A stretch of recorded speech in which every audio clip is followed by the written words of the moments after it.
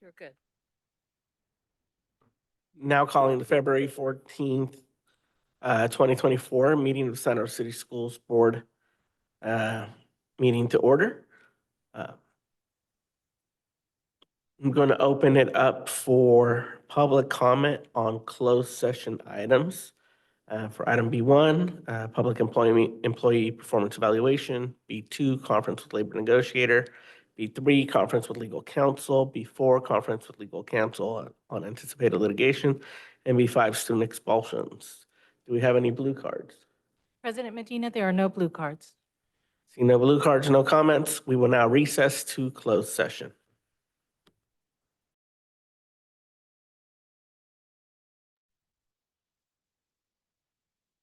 We good? Okay, we're now reconvening the February 14th, 2024 meeting of the San Jose City School Board. If everybody would please rise for the Pledge of Allegiance and then remain standing for our territorial land acknowledgement. I pledge allegiance to the flag of the United States of America, to the republic and nation under God, indivisible, with liberty. Please remain standing for our territorial land acknowledgement to be led by Indy Monday. I acknowledge that Santa Rosa City Schools is on the traditional territory and homelands of the Pomo people, traditional territory and homelands of the Coast Miwok people, and honor with gratitude the land itself and the people who have stewarded it throughout the generations. This land acknowledgement calls us to commit to continuing to learn how to be better stewards of the land we inhabit. By offering this land acknowledgement, we affirm Indigenous sovereignty and will work to hold Santa Rosa City Schools more accountable to the needs of American Indian and Indigenous peoples. Thank you. Everyone may be seated now.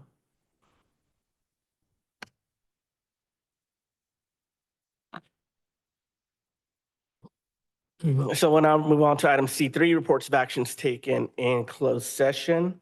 The board gave direction to the superintendent on item B4. Let's see.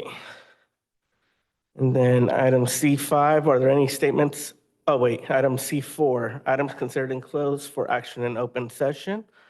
We do have item B5 to be considered. Board, is there a motion to accept the recommendations on student expulsion case number 2023-24-13?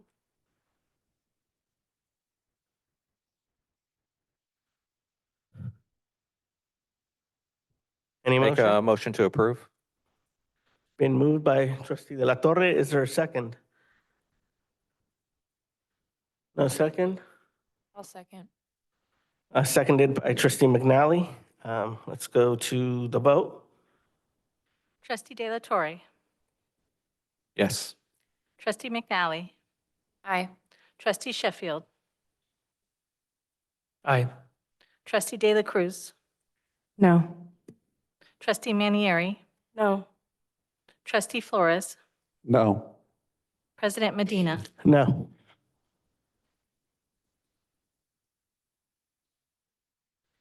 Okay, we will now move on to item C5, statement of abstention. Are there any statements of abstention, board? No? Moving on to adjustments to the agenda. Are there any adjustments to the agenda?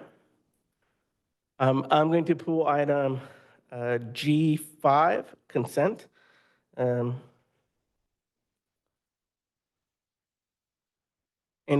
No other items to be pulled? Okay. Now we will move on to item C7, special presentations for students of the month and certificated and classified employees of the month from Brook Hill Elementary.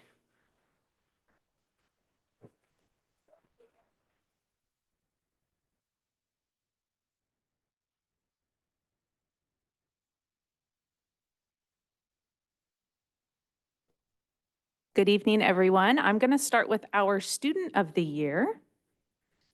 Yeah. Here he is.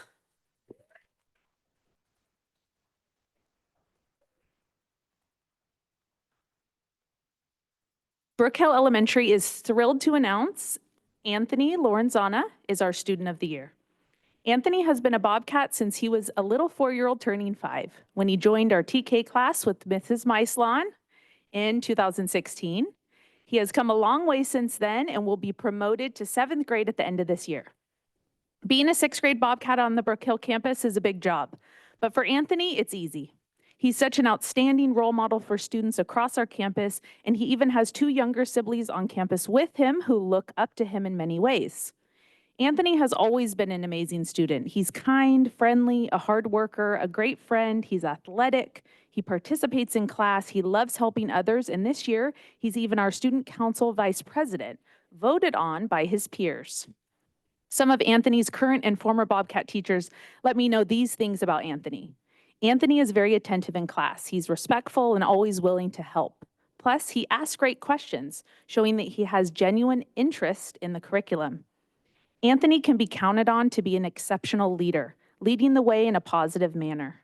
Additionally, during COVID, Anthony would show up to PE classes on Zoom every single time. This stood out to his PE teacher of 6 years, Ms. Karbowski. Anthony can be counted on to say good morning as he passes anyone on campus or even offer a big smile. And lastly, Anthony set goals for himself and then worked in a serious manner to achieve them. One teacher, Mrs. Smith, noted that he was in an LPAC tutoring group in the past with her. He was then redesignated due to his focus and hard work refining his literacy skills. We will be so sad to send Anthony off to middle school in June, but we're so proud of all the things he has accomplished during his time on our campus. Anthony let me know that his favorite part about Brook Hill is the people. He let me know that everyone is so kind. And when learning on campus, he loves science with Mrs. Lombardo because of the fun science labs they get to participate in. After his journey within Santa Rosa City Schools comes to an end, he hopes to be a professional soccer player, which makes sense since he's so athletic. And if that doesn't work out, he plans to be a police officer because he wants to help the world. There's no doubt in my mind that we will be watching from afar as he accomplishes his dreams. Thank you, Anthony, for being an outstanding representation of what it means to be a Bobcat. Congratulations. Here's your. Oh, they sent it for you. Oh, yes. They want us to take a picture too. So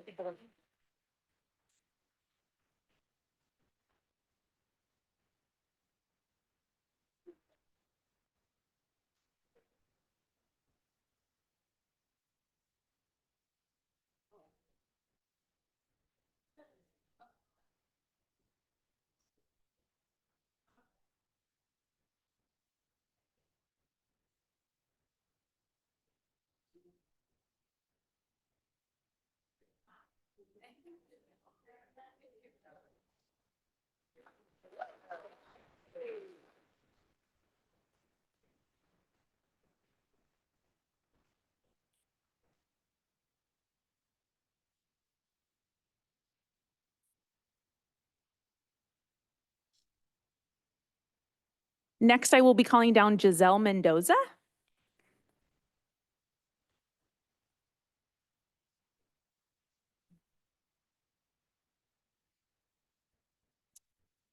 Brook Hill Elementary is so excited to announce Miss Giselle Mendoza as our classified staff of the year.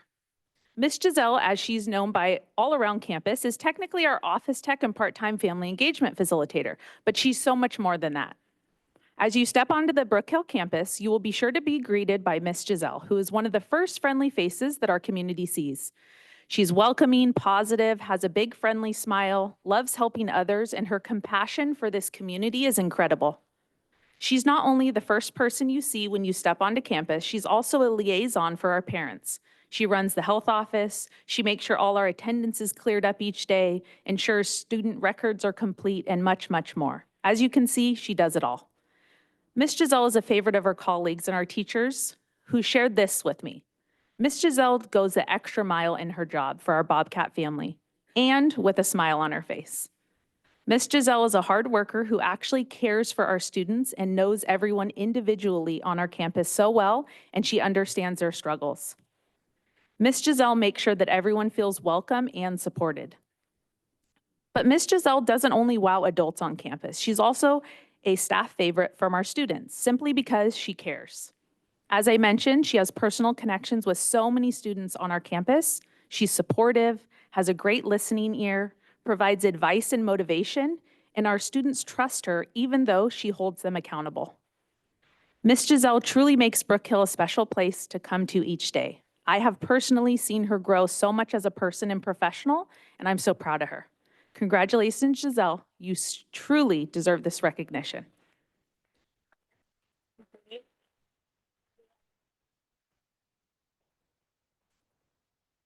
I love that you guys put the right up in there. Okay, I'll just, yeah, no worries. Yeah. Do you want her to hold this or no?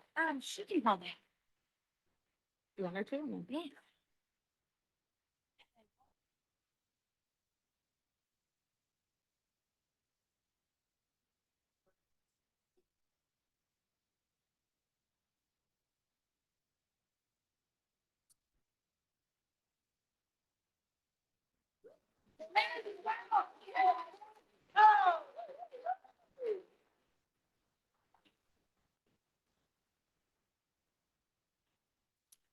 And last but not least, April Lombardo.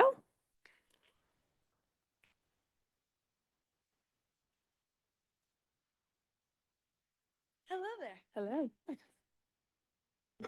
Brook Hill Elementary is so proud to announce Mrs. April Lombardo as our Certificated Staff of the Year for 2024. Mrs. Lombardo is currently a stupendous sixth grade teacher, and I wish for all of you to see her in action one day.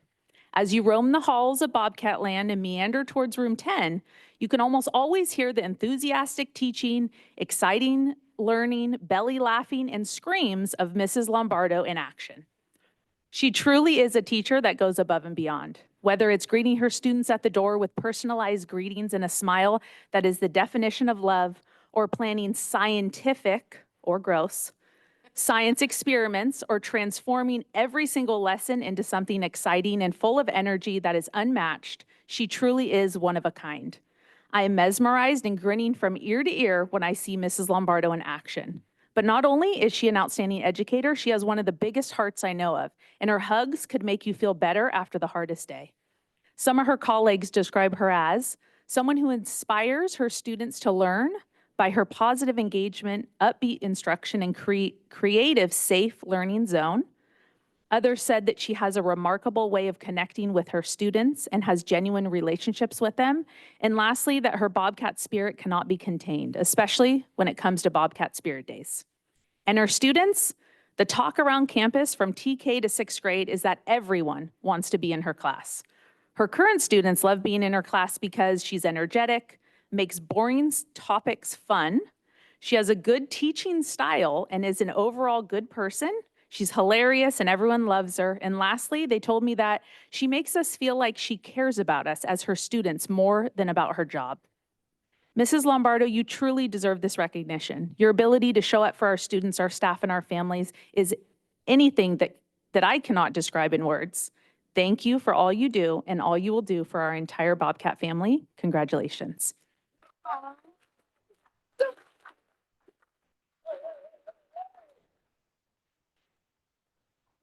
So deserved. They're good.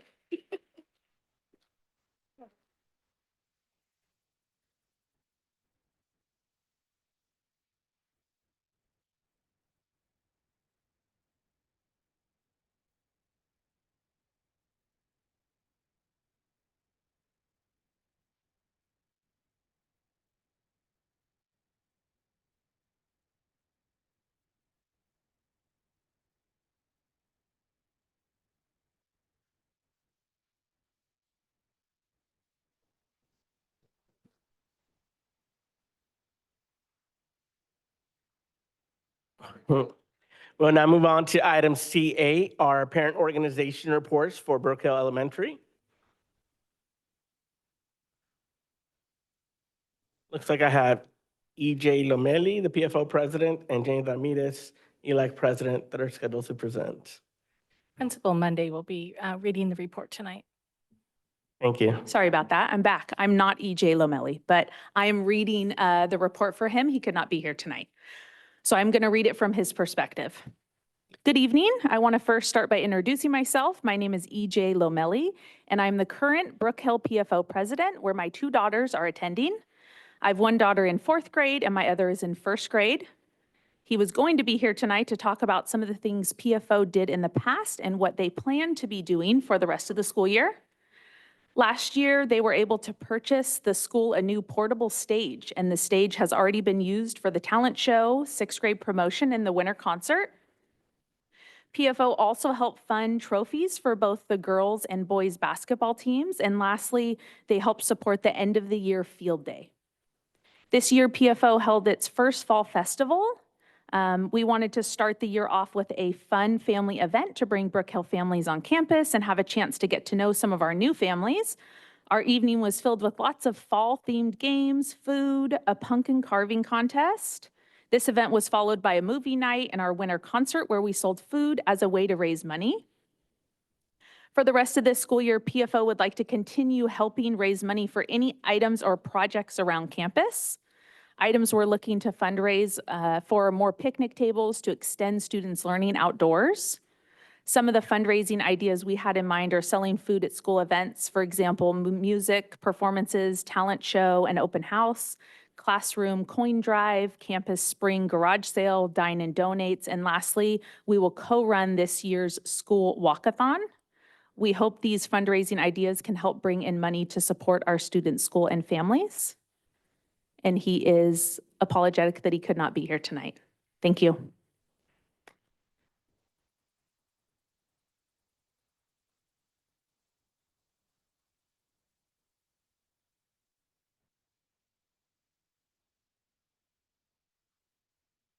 We will now move on to our reports. First, we have the CSCA report.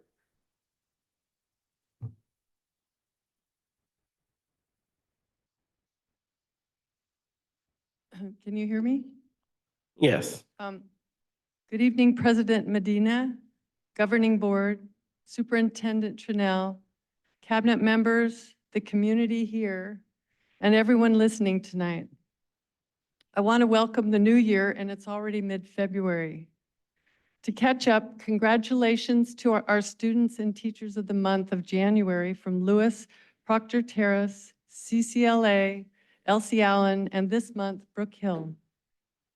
Special acknowledgement to our classified employees of the month. For January, Julie from Lewis, Maria from Proctor Terrace, Marlene from CCLA, and Kathy from Elsie Allen. And this month, Giselle from Brook Hill.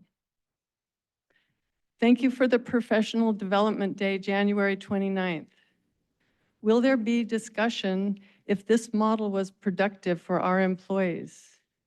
I hope that our members will have the opportunity to provide input regarding the 29th and whether their professional development needs were met. We support the resolutions for February as African American History Month, Career Technical Education Month, and last week, February 5th through 9th, the Week of the School Counselor. We appreciate our counselors throughout the year and support them in delivering what students need for success in school and life. CSEA represents 639 classified employees. Who are we? We are the health techs, attendance techs, instructional assistants, custodians, student advisors, campus supervisors, family engagement facilitators, library techs, restorative specialists, technology assistants, warehouse drivers, grounds workers, secretaries. We are on the front lines with our students every day, day in and day out.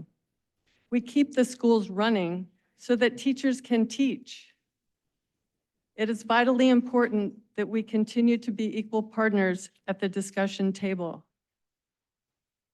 We stand ready to do our part to improve not only safety at our schools, but to improve communication and trust which must happen to ensure a positive learning environment for our students.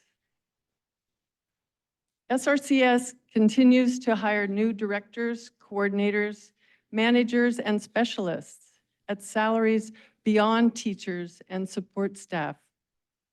Yet a starting salary for a campus supervisor is less than an entry-level fast food worker. Is this real service to our students when enrollment is declining? So today we start the negotiation process by turning in our successor contract openers to the district to be sunshined.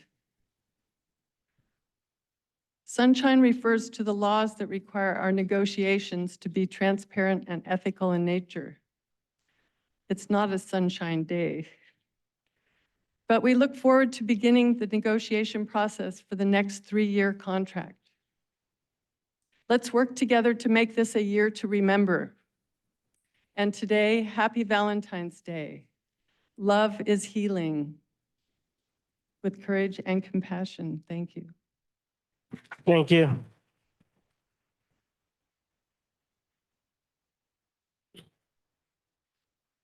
Next, we have the SRTA report.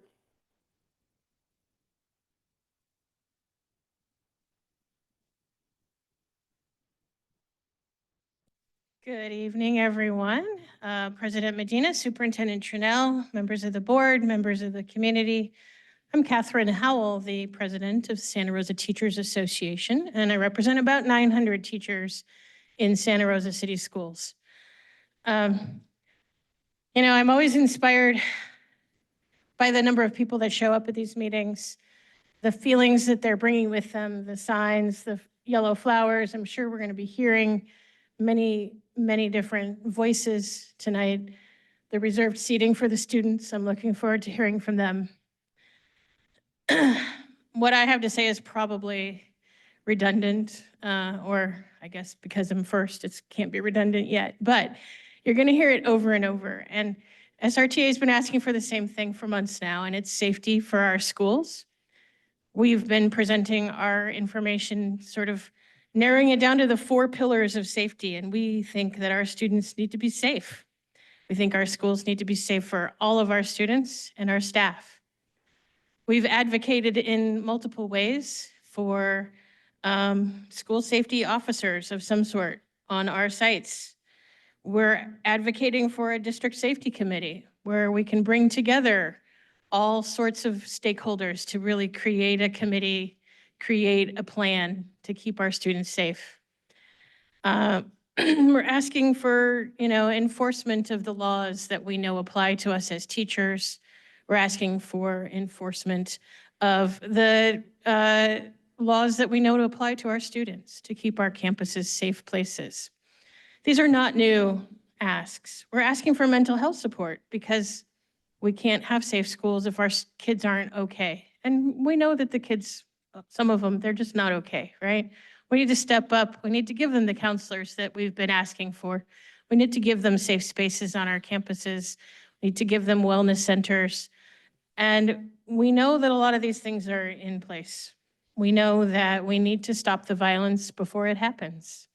And we know that we need to engage our students and help them before they fail. We have dozens of teachers as well as CSEA people on committees right now. We've got facilities committees. We have a committee on A to G requirements as well as A to G success. Not quite sure where the boundaries are there, but we know that they exist. We've got alt ed committees in place. These conversations are so important. We hope that this board is listening to those conversations and all of the voices involved in them. And we know that if we work through this together, that we can come out at the end with some true, tangible things that will keep our schools safer, will keep our students safer, and will keep our staff safer. I was sitting over there looking around at the signs of the Martin Luther King Day, African American History Month. And this one down here, it says, we need to learn to live together as brothers, or we will all suffer together as fools. I think I don't have my glasses on, but it's close to that. And so let's not be foolish. right? We've spent a lot of time in the last 10 months fighting each other back and forth. And so let's not be foolish any longer. Let's work together. Let's get some hard problems solved, and let's do it together as brothers. SRTA, CSEA, this board, all of the administrators in our district, the teachers and the students, together we can make our schools safe. Thank you. Thank you.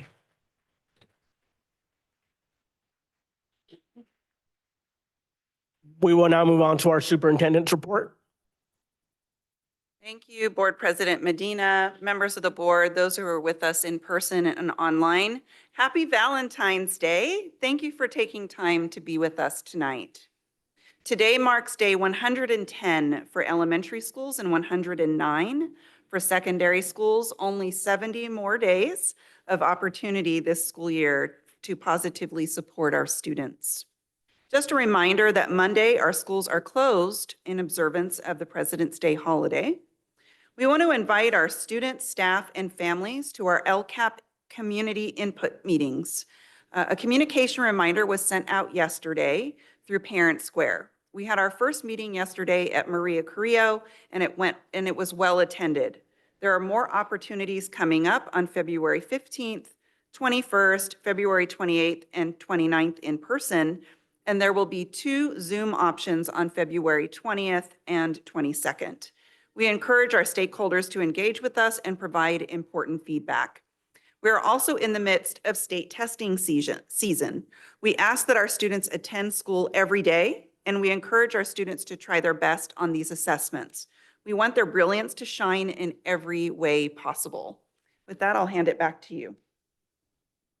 Thank you, Superintendent Trinnell. Now we'll move on to Board President report. That's me. First off, I just want to report that I've participated in the Graduation Requirements Committee meeting, also in the PI, which is the Partners in Education Committee meeting. And that one we're looking at discussing the strategic plan and the rewriting of the strategic plan for the district and for the board. Also on the 5th, we had our recent committee meeting with the city. We basically received a report and of the working group that's looking at SROs, and we will be meeting again next week on the 20th with the city, our city counterparts. Aside from that, I just want to invite everybody to our special board meeting next Wednesday, February 21st. It will be at 5:30 p.m. at Santa Rosa High School. In that meeting, we will receive the second part of a consolidation study, something that has been important to me. If you don't know what that is, it's looking at the idea of all the schools in Santa Rosa, all the school districts being dismantled, including this district being dismantled and creating an entirely new district to be more efficient and more effective. And this study will report whether that is something that could come out of that. So we'll be listening to what the study on what would happen if that happened at that meeting. So with that said, I'll open it up to other board members for reports. Trustee De La Torre, and then Trustee Manieri. And then Trustee Sherman. Good evening. Thank you, President Medina. Thank you, community, for being here tonight. Happy Valentine's Day. And with that being said, my report will be centered around love. Just want to share how much I love being a part of this community and participating in the various events that this district and these campuses put together. Since our last time up here on the board, I had an opportunity to meet with Mr. Kruger at Pioneer High School and get some more information on the Spark Center and the observatory. And just really blows me away the amount of programs that are available at our various sites for our students. Also took in a presentation from the Violence Prevention Partnership, the city of Santa Rosa, that was hosted at Santa Rosa High School. Santa Rosa High School has also hosted the Special Olympics for basketball, and the heart shining of those participants just blew me away. And I wish we had more stories of those to share with the community and how special that day was. Got to visit the goal setting committee with the city of Santa Rosa and hear what our community was looking for. got to go visit community partners that could wrap supports around our students, including CHOPS Teen Club and all the services that are currently being offered. Also got to enjoy a playoff basketball game for the Creo and Montgomery women's playoff teams. And that night, they're also honoring the recent passing of Coach Jeff Paul from Maria Creo. So it was a really special moment to be part of that night. Last but not least, and most important, I want to wish my wife a happy anniversary and thank her and my family and all of our families for making the sacrifices that they make so that we can be public servants and be in this board to work with the community and put the work that's necessary in for this community to be stronger. So thank you, guys. Trustee Manietti, then trustee Sheffield. Thank you, President Medina. I wanted to share that I also attended a few events and meetings since our last board meeting on January 29th. I participated in the dual language immersion leadership team meeting at LC Allen High School. That was composed of staff from CCLA and LC, and I was just so encouraged by all the work that's being done around building the pipeline, the dual language immersion pipeline between CCLA and LC Allen. On January 30th, I attended the Lewis School 100-year celebration. That was a really, really special moment. It was great to see alumni from Lewis from over the years come and participate during that event. And on February 1st, I was invited by our third grade maestras at CCLA to be a part of their government day. So thank you, maestras Wood, Promis, and Peterson for inviting me back again to talk about government, to talk about school boards and why it's important to be civically engaged. And then I also attended the Special Olympics at Santa Rosa High School. That was just a lot of fun to be at. Thank you, trustee Manietti, trustee Sheffield, and trustee De La Cruz. Thank you. On the end of last month, January 30th, I attended the first A through G success meeting. I think we had a very good turnout with a lot of valuable input. We also had a panel discussion with Dr. Castro, Dr. Ship from Santa Clara Office of Ed, and Principal Ramey from Roanoke Park Cotati, who shared with us implementation strategies and successes and opportunities around A through G. The next meeting is at the end of this month, the 29th, or leap year. On the 31st, I met with Santa Rosa City Council member Jeff Okrepke. We discussed campus safety and collaboration with the city. On the 3rd, I spoke to a group of about 100 Cub Scouts from all over the city, and we discussed community service and the role of school board trustees. It was very engaging and lots of input they had, particularly around school lunches. On the 5th, I met with Amber Heidke, the CEO of the Zones, and I'm not sure if this is something we're familiar with. The Zones, they were formerly the Boys and Girls Club, at least under that umbrella, and they offer K through 12 after school programs and summer enrichment programs, and they're located right down the street from Montgomery. And they're in the process of doing a full renovation of the building. This is an old building from back in the Cotting days at the south end of Montgomery Village. And you drive by this place and it's kind of just a plain building. It doesn't really stand out. But what you see inside, what they're doing around renovation is incredible, and what they're going to offer in the way of maybe a drop-in center for our students, because it is right there, the proximity of so many different schools. And, I would just encourage Superintendent Trunell and my colleagues here on the board to maybe check this place out. I'd love to do introductions. I think what they're ultimately liking to do with this facilities is to make it a drop-in center that's on the east side of town. And that's what I have. Thank you, trustee Sheffield, trustee De La Cruz. Sure. So similarly active in our community. I'm so sorry that I was double booked for the wonderful work of the Ethnic Studies Committee, which I am a proud member of, but that night joined our 3x3 committee with Santa Rosa City Council to continue working on safety in our schools and in our community. I also had the privilege of supporting the great work of our partners at Santa Rosa Junior College and providing some writing workshops for kids last week. and then got to really participate in listening to the beautiful sounds and words of Boca Floja, who is a renowned poet who got to share some of those skills with our kids and listen to them create was beautiful. I also had the privilege of joining the Sacramento opening for a really amazing educational movie called Common Ground, which is around the powerful work of regenerative agriculture and addressing climate change. I know that our schools, some of our science classes showed the first movie in the series called Kiss the Ground around how important it is for us and for our kids to understand how to take care of the soil as we move into learning how to be stewards. And so I'd love to continue figuring out how to bring some of that information into our science programs at school. The other thing that I would love to just bring to everybody's attention is the exciting upcoming MECHA conference on the 23rd of this month. To, a place for kids across our district and across our county to come together to learn about persistence through adversity. So that's Friday from 9:30 to 3 at the SRJC, bringing together opportunities for kids to continue learning. Happy Valentine's Day. Thank you to my honey for sharing me tonight with this beautiful community that I am proud and I'm grateful to serve and love. Thank you, Trustee De La Cruz. Any other board member reports? Seeing none, we will move on to item D6, the safety report. Superintendent Trinnell.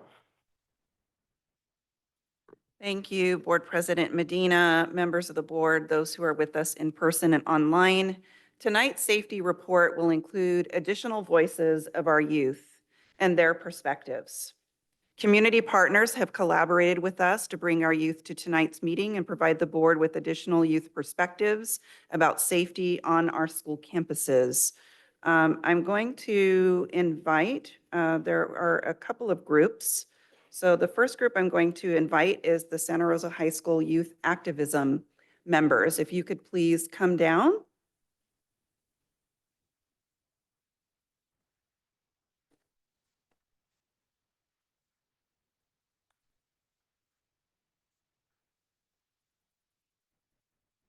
And I just want to, am I going to share your slides for you? Okay, just tell me when to advance the slide, okay? Let me get there, sharing my screen.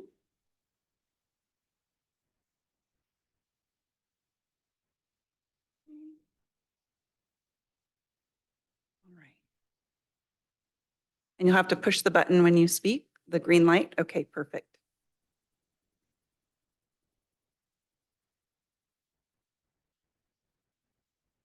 Make sure you press the button.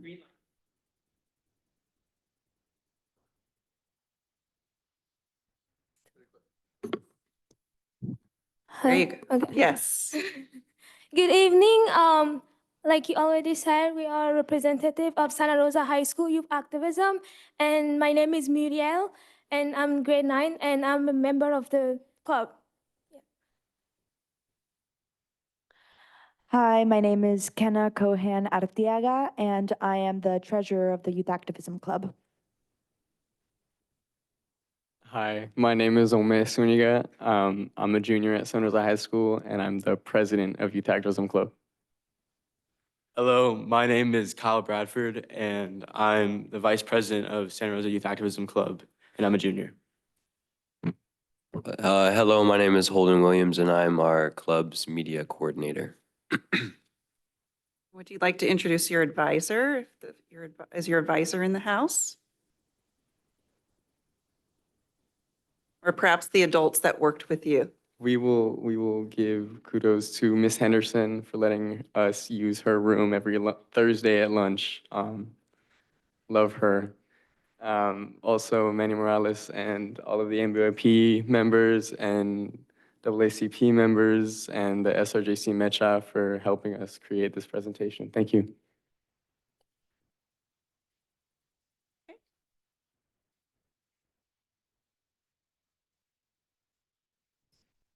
Us as members of this club, some of our missions is to confront local injustice and to advocate for human rights and environmental awareness.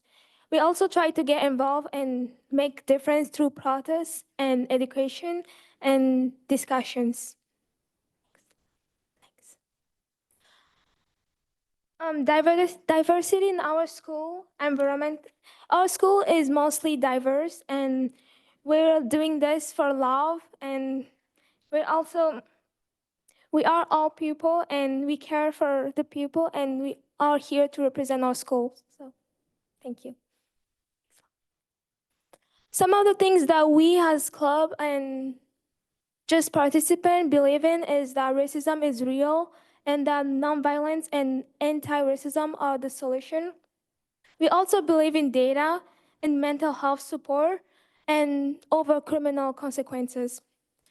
Another thing is that we believe in investments in our schools, non-hasty solutions. We also believe that safety for the few does not mean safety for all.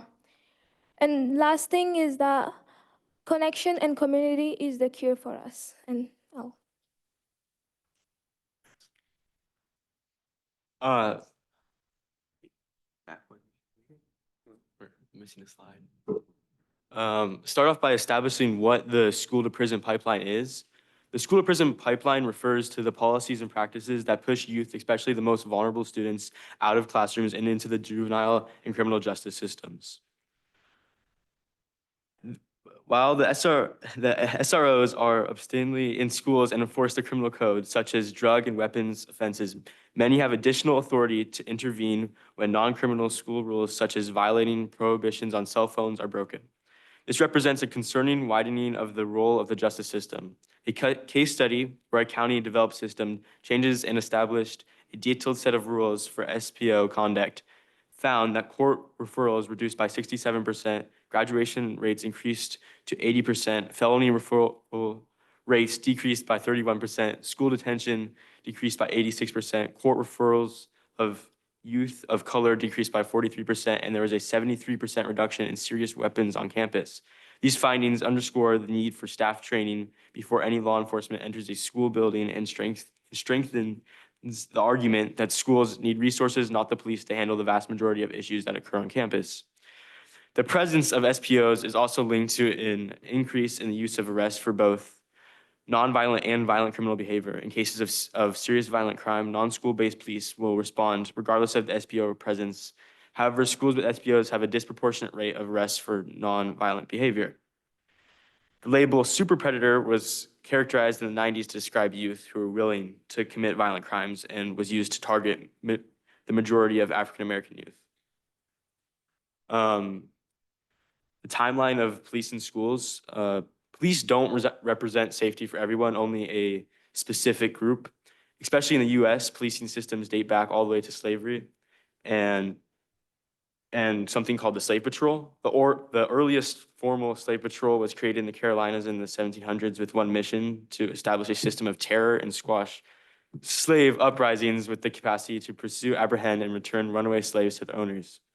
In 1948, Los Angeles became the first to employ police officers on its school grounds when school desegregation began.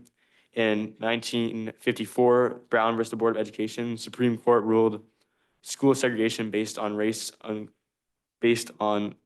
unconstitutional. Based on segregation, Supreme Court ruled school segregation based on race unconstitutional. The SRO programs first appeared around the 1950s and became widespread around the 90s, following the increase in school shootings and the war on drugs. So this graph is a graph from the U.S. Department of Justice. On the y-axis, we can see the percentages of students with SROs, like schools with students who interact with them, and then their grade. In middle school, we see that students first start interacting with school resource officers, and then it skyrockets once you hit freshman year or ninth grade. We also see that the races African American and Latino are also provided, as well as white and Asian American. African American and Latino are both way higher on the graph. So there's higher interactions between officers with them than white or Asian American. So they are exposed much more to law enforcement as a result of that. Next slide, please. So school policing is associated with the harmful effects on students, and especially like students of different races, different genders, and they're all subject to discrimination. This is a study in 2022 from the National Institute of Justice. Schools with SROs reported more crime than those without. Schools with SROs engaging in education and mentorship programs reported fewer crimes than schools with SROs only engaging in law enforcement. Schools with SROs reported a 27% increase in property crimes and a 57% increase in serious weapon and drug crimes like we know locally as the Montgomery incident and incidents at Santa Rosa High School.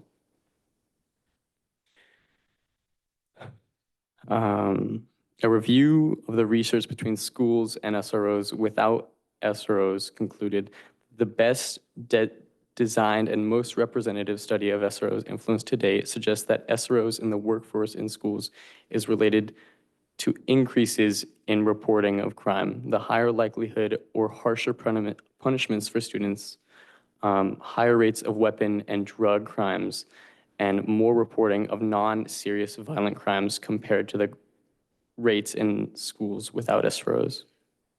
Proponents of school police point to horrific events such as the attack on Sandy Hook Elementary and School, Newton, Connecticut, and our local event at Montgomery High in March to justify the need for school policing and surveillance of students. Yet, multiple surveys find no correlation between school police presence and safety and its effectiveness. Instead, demonstrate that policing in schools leads to over-criminalization for typical adolescent behavior, particularly for youth of color, and a negative impact on their educational outcomes.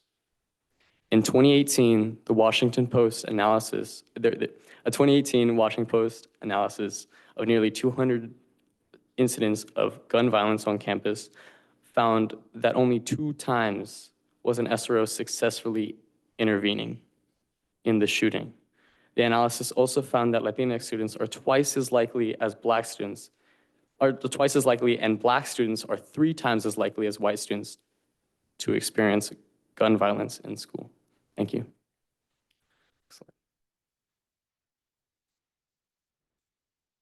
Okay, so within our club, the definition of SRO is far more complex than the usual safety and security that we are used to hearing about. School resource officers do not always mean safety, security, or a feeling of belonging at our school. Police presence on campus can create inequitable conditions for students who are more likely to have harmful interactions with police, such as undocumented students, students of color, or students with disabilities. We feel that school should be a place where we feel safe and where we are a community and we feel like we are part of something larger.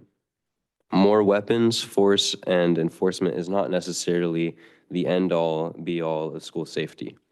When I personally think of a cop on campus, I think of a gun being on campus, and I think of a higher chance that somebody is shot rather than somebody with severe mental health issues, traumatic experiences at home, or somebody struggling to fit in, getting the proper resources and support that they need to be safe. Because safety can mean more than just physical safety. It is mental health as well. And we should not invite more weapons onto our campus when weapons are already the issue. Next slide. This report from ACLU is a table which demonstrates several criminal charges which were addressed to students for their actions on campus. While SROs are primarily praised for their ability to end situations in a way fit for students, there are various instances where their potential inconsistencies are presented. For example, students have been charged with disorderly conduct for arguing, cursing, and kicking trash cans. Other students have been charged for terroristic threats when an 8-year-old with a disability made a threatening statement towards a teacher.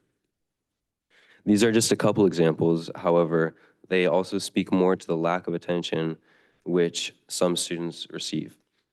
I know some who act out similarly on our campus in ways like this, simply to receive the attention that they need or deserve, and it's simply to be accepted. And so we need a way to support these students in need rather than just enforcing more like policing. Thank you. Next slide. So what are some other solutions? Funding can be used for other options, for example, counseling. More counselors can help students to help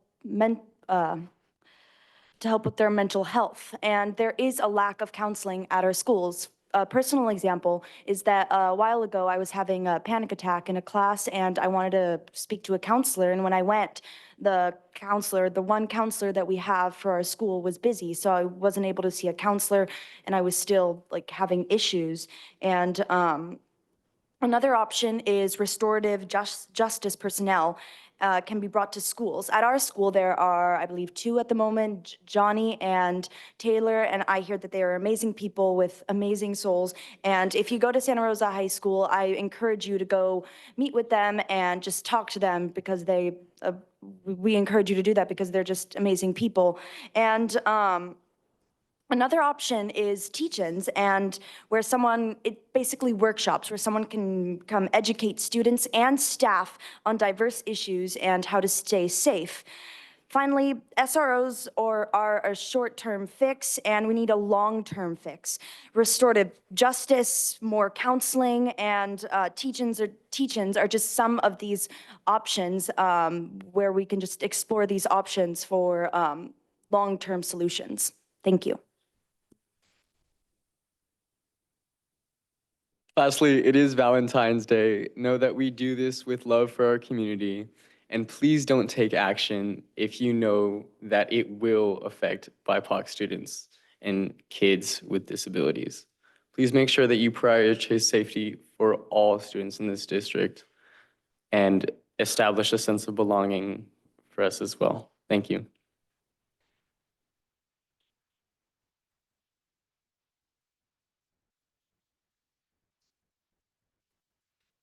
Thank you so much for your time and your preparation and your voice this evening. I know I speak on behalf of everyone when I say we very much appreciate it and value your perspective. And I would like to welcome, if we have any of our student group that was working with our NAACP chapter, I would like to welcome you up to the front now. Are those students here?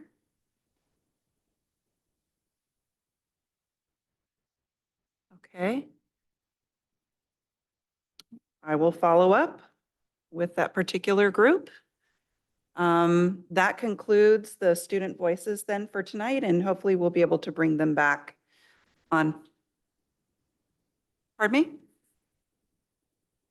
Oh, okay, sorry. When I was told 5 and 5, I didn't realize it was the same 5. So apologies. We heard from our student voices that we were prepared for and appreciate the clarification. Thank you, Superintendent Trinnell. I do have several speaker cards for this item. So if you've submitted a card, I'm going to be calling your names. I'm going to be calling 3 at a time. When I call your name, please head up there, and the 2 people follow after, just be prepared to follow who's next. So first I have Sarah Drillick, followed by Darren Trainin, and then Sarah Jenkins. President Medina. And you will have 2 minutes. Thank you.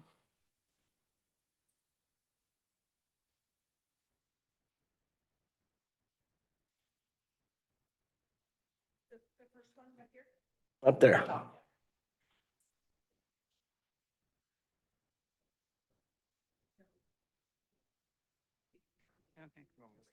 Can you hear me? We'd prefer if my husband went first because we sort of organized what we were going to say. You're Darren? I'm Darren. Okay. Thank you for your attention and being here, spending your Valentine's Day with us. Can everybody hear me? Yeah. Okay. I'm up first, even though she's the better public speaker, because we have some safety concerns with school. But before we got to that, I'd like to just take a minute to show the other side of what we're getting from Santa Rosa City Schools, specifically with the, positive appreciation that we have for several of the teachers at both the schools. We have two sons that are in the Santa Rosa City Schools. Our younger goes to Lincoln Valley Middle School. The older is a sophomore at Maria Carrillo. And it's been a delight to watch some of the programs, specifically the music programs and the sports programs from both schools. So just in a show of appreciation, Miss Boulay, who is the music program teacher at Rincon Valley Middle School, teaching band and orchestra, and has just been amazing with all the students. We've watched all the programs, and it's amazing to watch. Our older son is thoroughly enjoying Mrs. Bauer's music program, both jazz and singing, in the chamber singers. Coach Fogg at Maria Carrillo, running for many, many years, an amazing track and cross-country program that's just been super inclusive. Our oldest son came straight out of COVID, knew nobody. He missed all of middle school, didn't have any friends at all, and now has a huge circle of friends, essentially. Thank you, Darren. Your time is up. Are we timing it up? All right. Well, I will hand the concerns over to my wife. Thank you. Now we got Sarah Drillick, followed by Sarah Jenkins, then Emilia. Thank you for being here tonight, and happy Valentine's Day. So with all this fortune that my husband mentioned for our sons, my younger son said to me 2 weeks ago, "Mom, if anybody was stabbed and killed at Rincon Valley Middle School, that would most likely be me." He said that because he's been assaulted and battered at school 15 times in the last year and a half. Over the last 6 months, we have sent repeated emails. We have met with school staff in person. We have talked to school staff on the phone. All of our concerns about terroristic threats from a group of students have been ignored. Most of the time, I get a message that says, "I am in receipt of this email." I sent an email to Anna Trinnell that I also sent to the administration of the school that a girl had several times threatened to stab my son in the neck with a pair of scissors in an art class. I think it's a little concerning that no one responds. I would also like to mention that my son is in a protected class, and that I think none of the problems are really coming from the classroom. The teachers are outstanding and amazing. The kids don't have enough supervision during break and lunch. And I feel that there is definitely a pattern of disability discrimination, bias, and retaliation coming from the administration of the school. This damages my son. It sets the tone for how students treat him at the school, and it makes him unsafe at school. So Santa Rosa City School has some pretty important legal duties. And the last time I talked to the district, when I told them that my son had gone to adults and asked for help, I was told that he needed to go find a second adult. And if that didn't work, he needed to go find a third adult. Thank you, Sarah. Thank Time you. is up.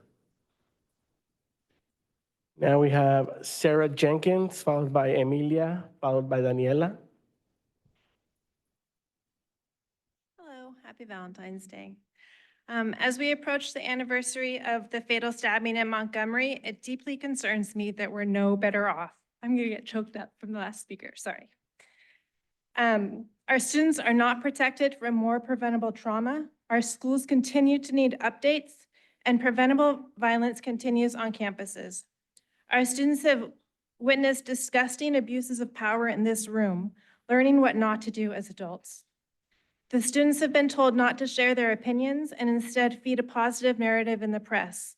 And those who continue to speak up continue to be dismissed. Oppression at its finest here in Santa Rosa. Parent and community member work groups have not been put in place to drive change. Lack of qualified staff choosing to work in these conditions continues to be an issue. And now I'm hearing that transfers to schools other than Montgomery are being closed and waitlisted, in some instances splitting sibling sets. Oh, and let's not overlook the struggles of mental health provider organizations in our community. I'm sure we'll be redirected to sports, go teams, something positive, the resilience of our students, how they've overcome adversity, and how amazing the staff, parents, and administration at Montgomery are, because they are. And we should all be at Monty games right now, cheering on our teams and showing the love. I don't want my kids labeled as resilient, nor should that be the goal of any school district. We want our kids to be driven, kind, lifelong learners, motivated, trailblazers, resilient to all the trauma they've been pickled in, some of which was avoidable if the board would listen to them. No thanks. I choose to be here tonight instead of the games because advocating for these kids here is also powerful, and the game last week was amazing. The recent positive press does not mean we don't still have a need for the SRO program, as witnessed by today's incident. Thank you, Sarah. Your time is up. Like you guys to lead by example. Next, I have Emilia, followed by Daniela, followed by Diana Kingsbury.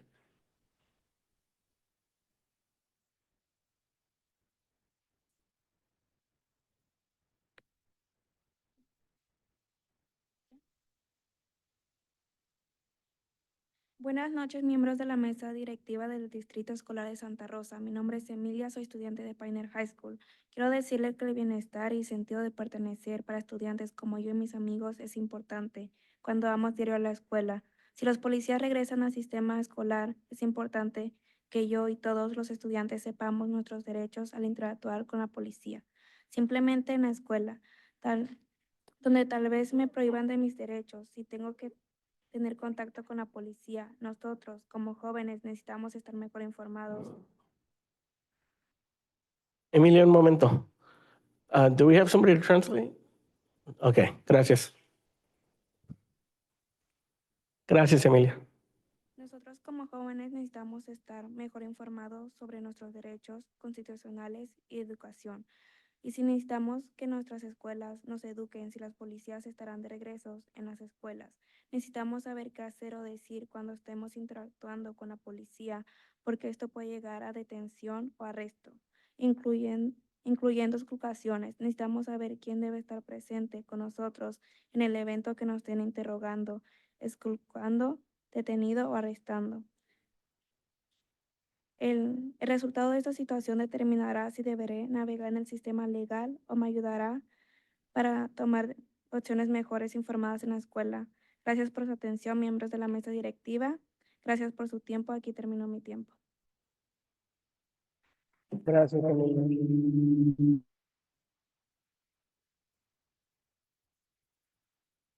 I want to tell you that the well-being and belonging of students like me and my friends is important when we go to school every day. If police are integrated back into the school system, it is important for me and all students to know our rights when dealing with the police, especially in the school setting where I may be deprived of my rights. If I have to make contact with the police, we as young people need to be better informed about our constitutional and educational rights, and we need our schools to educate us. If police will be present in our schools, we need to know what to do and say when we have interactions with the police that can lead to detainment or arrest, including searches. We need to know into needs to be into who needs to be present with us in the event that we are being questioned, searched, detained, or arrested. The outcome of those situations will most likely determine whether I will need to navigate the legal system to help me make more informed choices at school. Thank you for your attention, members of the board.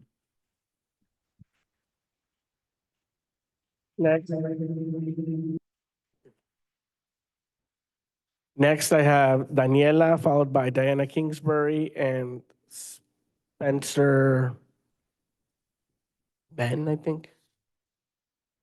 Buenas noches, miembros de la mesa directiva del Distrito Escolar de Santa Rosa. Mi nombre es Daniela, soy estudiante de Pioneer High School. Quiero hablarles sobre por qué la seguridad es importante para mí, pero también sobre los problemas que la mayor vigilancia policial traerá para mí y mis compañeros. Quiero hablar de parte de los jóvenes que tal vez sientan que no tienen voz y pueden sufrir más consecuencias, indocumentados si llegan a tener contacto con la policía, que los pone en riesgo de detención o arresto. Para jóvenes indocumentados, tener contacto con la policía significa ser esculcado o confiscación, detención, arresto o ser multado y forzado a navegar el sistema legal con un poco o nada de apoyo. Esto podría descalificarte de obtener residencia o ciudadanía o también el DACA o otras oportunidades de educación y trabajo. Estudiantes que son multados o arrestados si tienen padres o tutores que son indocumentados también sentirán temor de que sus padres o tutores arriesguen su estatus al tener que ir a la corte. Estas son algunas de las implicaciones que conllevará el tener policías de Congreso en las escuelas y el aumento de policías en nuestras comunidades. Gracias por su atención, miembros de la mesa directiva. Aquí terminó mi tiempo. Gracias.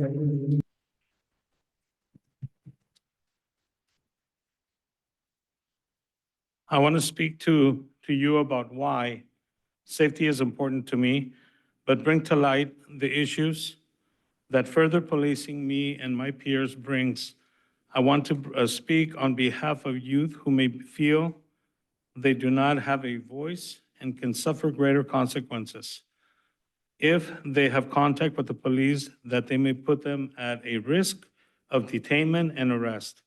For undocumented students, making contact with the police may mean search and seizure, detainment, arrest, or a citation that forces them to have to navigate the legal system with little or no support. That may disqualify them from seeking residency or citizenship in the future, as well as DACA and other afforded opportunities for education or a career. Students who are cited or arrested and have parents of guardians that are undocumented may also feel fear of having their parents or guardians risk their status by having to attend court. These are some of the implications of having police back on our schools and increased policing in our communities. Thank you for your attention, members of the board.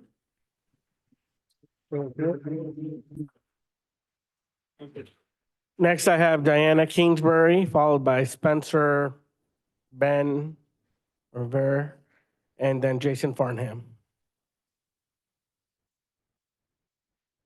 Go to that side? Okay. Oh, okay. Good evening, Santa Rosa City School Board and staff. My name is Diana Kingsbury, and I'm a resident of Santa Rosa City Schools Trustee Area 2, represented by Roxanne McNally. I'm also the Housing and Deep Democracy Organizer at the North Bay Organizing Project. There's a quote that says, "Justice is what love looks like in public." Cornell West. I want to bring that up on this day of love and friendship because we're asking for you all to really love and listen to and think of the students that you listen to tonight, the students of color in the community, LGBTQ+ students, disabled students, students who have been historically and currently targeted by police and harmed in all those ways. I mean, hopefully you got to look at that table, the fact that someone brought a science experiment volcano and that was considered a weapon is just bonkers. In California, there's no law that requires school staff to notify a parent or guardian if a student is being questioned by the police. If if school resource officers were to come onto campus, we would do everything in our power to educate students about their rights. But it's important to recognize that we can educate students about their rights, but even that doesn't protect them as much as they need. So it's really important to focus on the root of these issues and not try to put in this hasty, fake solution that will end up causing more harm than good to a lot of our students. Thank you.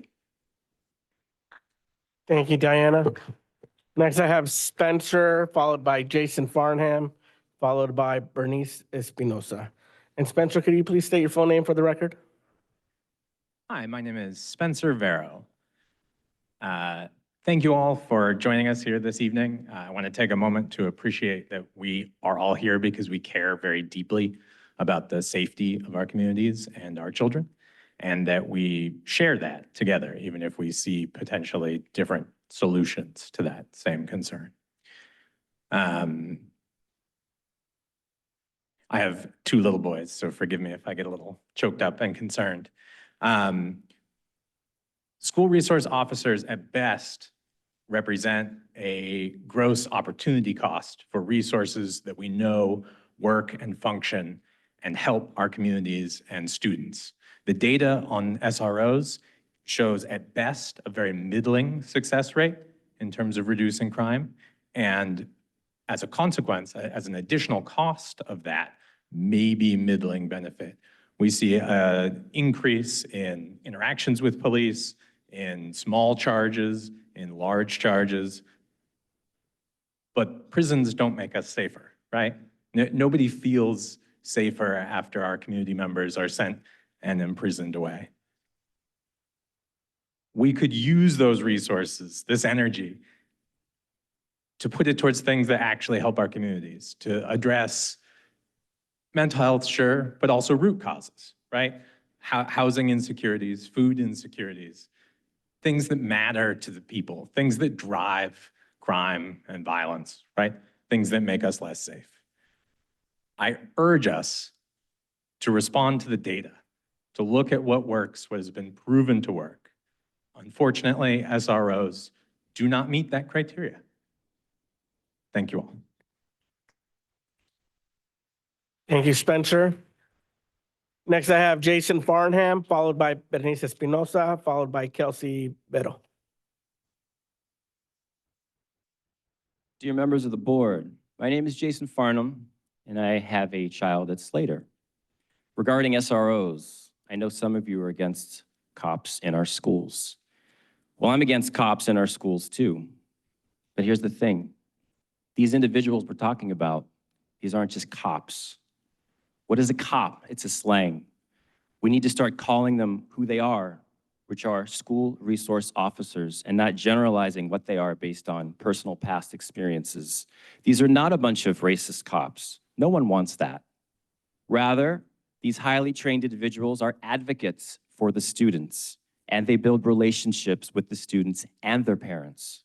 And most of all, they keep the students safe, all of the students at the school. You know the SROs that were stationed at our schools before winter break? They were Latino, they were African American, they were female. If this is the kind of demographic for SROs moving forward, then I ask you, the dissenters, what is your argument against it? How are you going to point to racial profiling when the SROs themselves are multicultural? How are you going to prove the pipeline to prison case when the officers themselves are from a minority? I challenge you to come up with an argument. And defaulting back to cops don't belong in schools is not a valid argument. I urge you to take action. Thank you. Next, I keep pushing the wrong button. Next, I have Bernice Espinosa, followed by Kelsey Vero, followed by Noel Tamba. Good evening, board members. My name is Bernice Espinosa, and the last time that I came in January 10th, I talked about some of the horrific things that I had to deal with as a person of color on my school with a resource officer. And I had the opportunity to speak with a couple of students from Montgomery afterwards, including Quentin and Addison. And I learned a lot from speaking with them. I learned that they do want to feel safe, that they just don't know the options. And so while there is some discussions about, and I thank the students for presenting some alternatives, I would like to ask on behalf of the students that I spoke to and myself, if the board could present other programs that exist in other school districts, so that the conversation can move away from just officers or non-officers, but actual tried and tested programs. And so as someone who is also a former public defender and now a immigration defense attorney, I do see how the labeling of someone who's a gang member, even when they're not, affects their immigration status for the rest of their life, and it can also cause deportation. So not only criminalizing deportation and death. And so I would ask if the board or those who are on the superintendent's staff can provide options so that we can expand the conversation to other solutions. Thank you. Next we have Kelsey Vero, followed by Noel Tamba, followed by Pam Karbowski.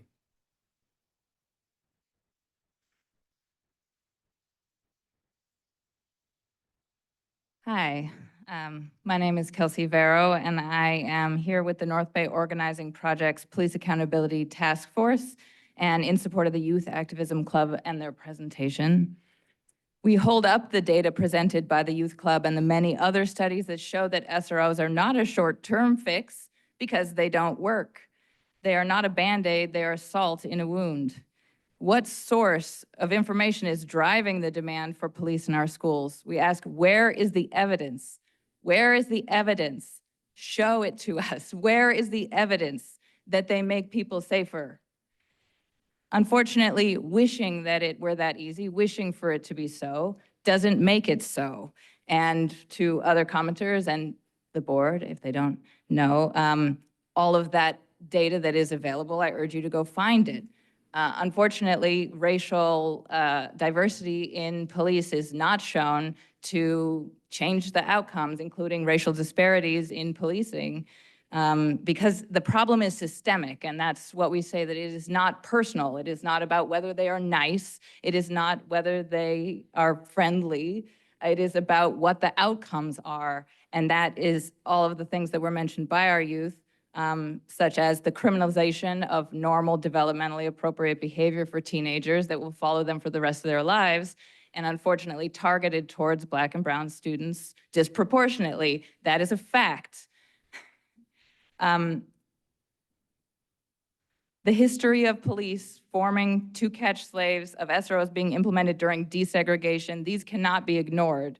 That system has not fundamentally changed. The presentation mentioned the alarming expansion of the justice system, and that is something that should be of great concern to us. We're asking for alternative solutions. I know that folks often mention some school resource officers that are counselors. We urge you to Thank you, look further Kelsey. into Your that. time is up. Thank you. Next, I have Noel Tamba, followed by Pam Karbowski, followed by Scott Kincaid. I'm Noelle Tamba. I'm over here. I'm here to show support for the SRTA, for our teachers, for our staff, and especially for our students. At this point, it's been almost a year since what happened last year at Montgomery. We consistently, week after week, hear stuff that's happening in our schools, different things outside the schools, filtering into the schools. I went to the Violence Prevention Project's presentation, which was amazing. I agree that there has to be multiple different things that are happening. My biggest concern right now is we haven't seen anything or any changes that have come through from this board or for any of these students in any of these schools. My husband is currently coaching one of those NCS games tonight, and I am here instead of watching him and taking my kids to watch him, who are also involved.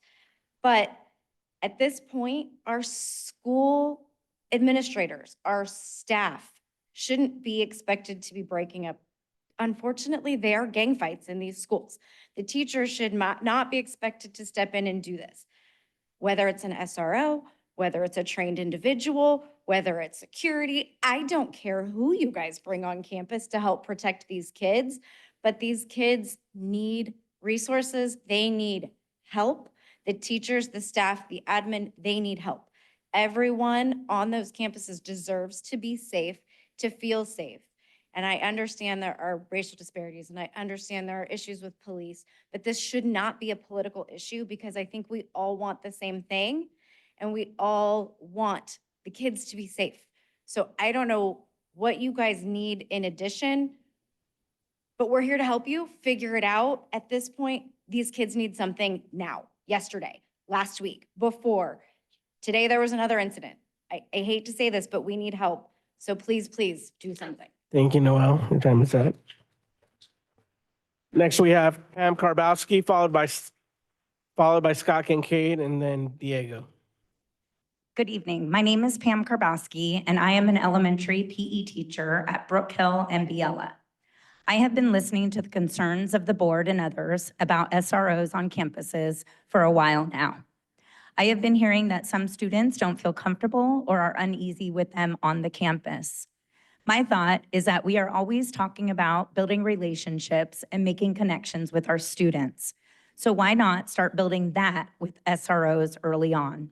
Why not start building relationships and making connections with SROs at the elementary level? Bring them to our campuses. They don't need to be there every day, or they don't need to be there every week, but maybe at least like twice a month. I know as an elementary educator now for 21 years, I see the excitement that the students get when police come on campuses for presentations. They want to meet and greet with them. They want to talk and ask questions. They're eager to learn more. We even heard from our own student of the month tonight, if he doesn't make it as a professional athlete, he wants to be a police officer. So let's start building relationships early and have SROs on the elementary campuses. This way, when they make these positive connections and they go on to middle school and they go on to high school, they've already been able to form a bond. Thank you.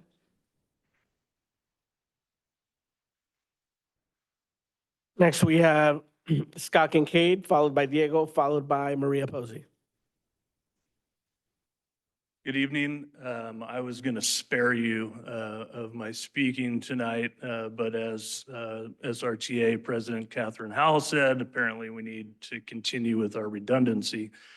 We do need SROs. I firmly believe that. It is part of the whole solution. I completely agree with all of the alternative solutions that were presented here tonight, but without the quell of the violence on our campuses, which can only take place with someone that has the authority to quell that violence and remove guns and knives and beatings from our school, we are going to fail.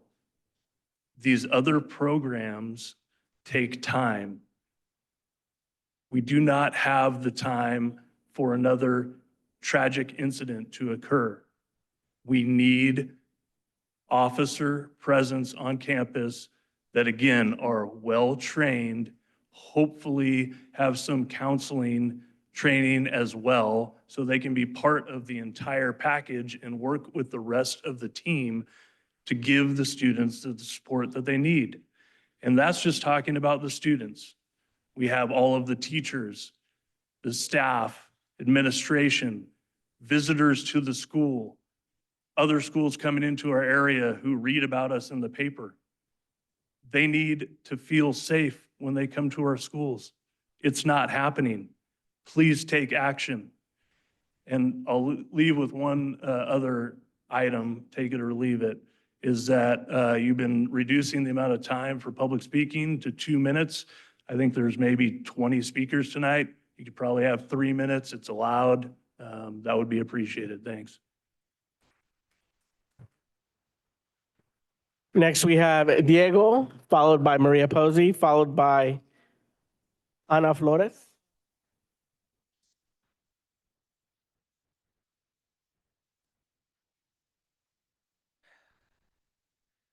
Good evening. Thank you Superintendent Trudell for letting me speak tonight. Look, what I've seen heard from both sides and what we can all equally agree upon is that we just want safe schools. We just want our children to be safe. But at the same time, I do recognize that both sides have equally different ideas that they can't possibly even work, even if they implemented it in like the full thing. Like having just pure mental source is not gonna help, and having pure SROs is not gonna help either. Both sides are gonna make it worse. So let's experiment.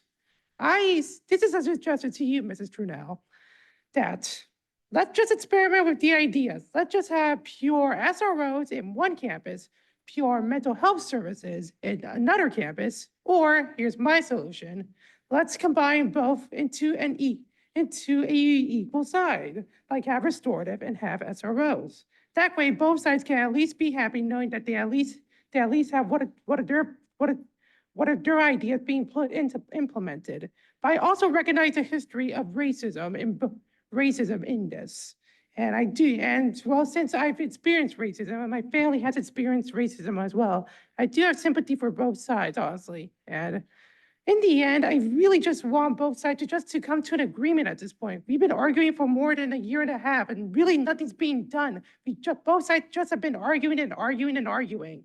And practically, it's just getting tired at this point. So I'm just saying, why don't we combine both ideas into an equal system? That way both sides can at least be happy. Because at the end, I mean, can everyone at least agree, like everyone in here, that we just want to save school? Like, can everyone agree on that? Can everyone just agree on that? Like, can everyone just agree? Thank you, Diego. Next, we have Maria Posey, followed by Ana Flores, followed by Annabelle Nunez. I just want to start with, I'm really tired of coming to these meetings, and at this point, like, there's no hope with the school board. You can look at their stuff. I actually saw it on a TikTok the other day where they were all for the SROs before all of this happened. And then all of a sudden they want to push fear on these kids. So someone had a great idea. Why aren't we bringing officers into the elementary schools? So at least those kids, as they get up there, don't have the fear that you guys have been instilling in them for the last 4 years. The fear right now is some of these kids don't want to go to school because they're afraid that something's going to happen on campus. If you have that many students that are scared of the cops, why don't we get those students all together, get the SROs in a room, let them all go meet each other? Because right now the cops are coming on campus anyway, and you're getting random cops from all over. When you have the SRO, these kids learn who they are. They meet them, they say hi to them. These kids start bonding with these people because they learn that fear is ridiculous and it's you adults that put it in them. I don't even know how Omar is sitting in the middle of there right now and why the parents have not done a recall, because that is absolutely ridiculous. And the equity officer that's sitting there, Alegria, who I don't even want to get started on her. We'll wait for the board meetings for those ones. But what are you doing at this point? And I do want to say it's really great to find out is that where my daughter's homeschooling, we just maxed out at 500. When I got her in a year and a half ago, they didn't have a wait list. They have a wait list now. More parents are pulling their kids, and I hope all of you are going to start seeing this. I want to see all the parents pull their kids out of these schools. You are not going to see a difference because every time you bring your kid to that school, they get paid. You want to make a difference? Pull them. It's the only way. Money talks. All of these people are on nonprofits and everything else that are pulling money from your taxpayer money on top of this. So get your kids out if you want to. You can make faces at me if you want, but you're here because of safety. So you're here for safety. Thank you, Maria. Your time is up. Thank you, Maria. Your time is up.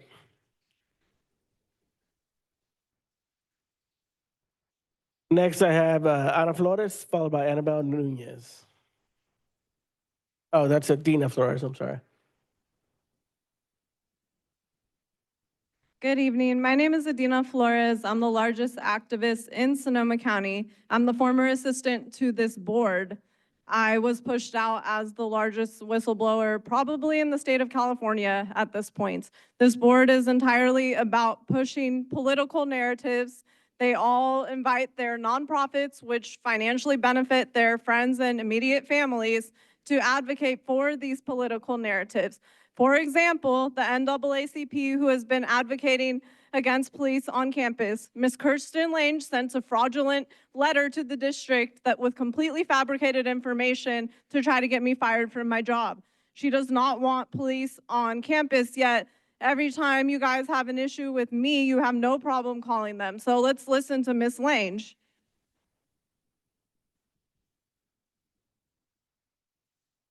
Well, my video won't.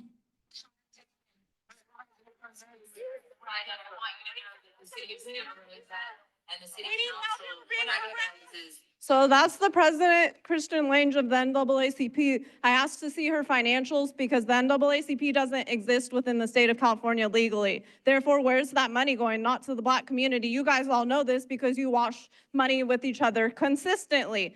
Ms. Dela Cruz, you are now under investigation for the fraudulent DEMA contracts approved through the Equity Office within the state of Texas, not just California. So if you guys don't come forward at this point and be honest, you're going to do prison time. I encourage you to do the right thing. You know, as a minority, if you don't go along with these political agendas, you won't move up. Ask my mom, the former finance director for the city of Rohnert Park, who was pushed out after 20 years when she questioned the budget.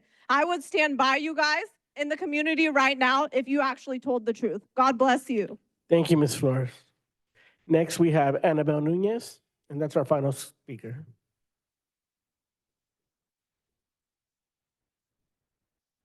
Ms. Nunez? Hi, I'm Annabelle Nunez, born and raised here in Santa Rosa. I am here I'm here because I'm against having police officers back on campus with our students. I wanted to come up and just speak because someone said, bring the police back on, bring them to the elementary schools and building trust. See, the problem is that you like us when we're little. You like our children when they're small. But as soon as they grow up to be teenagers, something shifts in your mind. And you no longer see a child, an innocent child. You start to see a gang member, a thug. So that's where that's where we don't share the same view, right? Because your children don't go through the same things that our children go through. By bringing police onto the campus when our children are little, it will mess with their brain, one, and actually trust police officers that when they become teenagers and say they're outside walking, as my friend's son, 13 years old, was walking down Sebastopol Road with two other friends, and the police decided to pull them over and started questioning and wanting to search their backpacks. No reason at all, but just three boys of color walking. And so you have to understand that we can't trust police officers like you do because they don't treat us the same. And I will end it with like, my 15-year-old nephew at Montgomery High School ended up going to prison because Officer Rick Boehm arrested him on campus. And what are the laws with the schools protecting our Thank you, Ms. children? Nunez. Your time is up.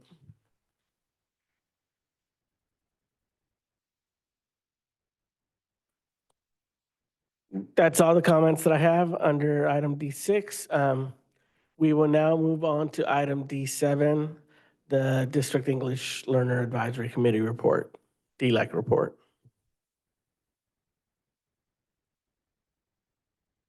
We welcome Director Llamas and President Juarez, as well as, I think, the Vice President.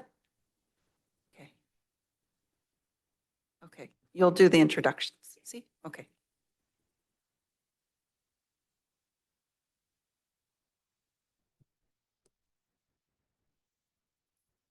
Good evening, President Medina, Superintendent Janelle, Board and community members. Tonight, we have the Executive Committee for DLAC. With us tonight, we have Mr. Adrian Juarez, who is the President, Mr. Alejandro Suarez, who is the Vice President, and Ms. Miriam Rojas, who is the Secretary.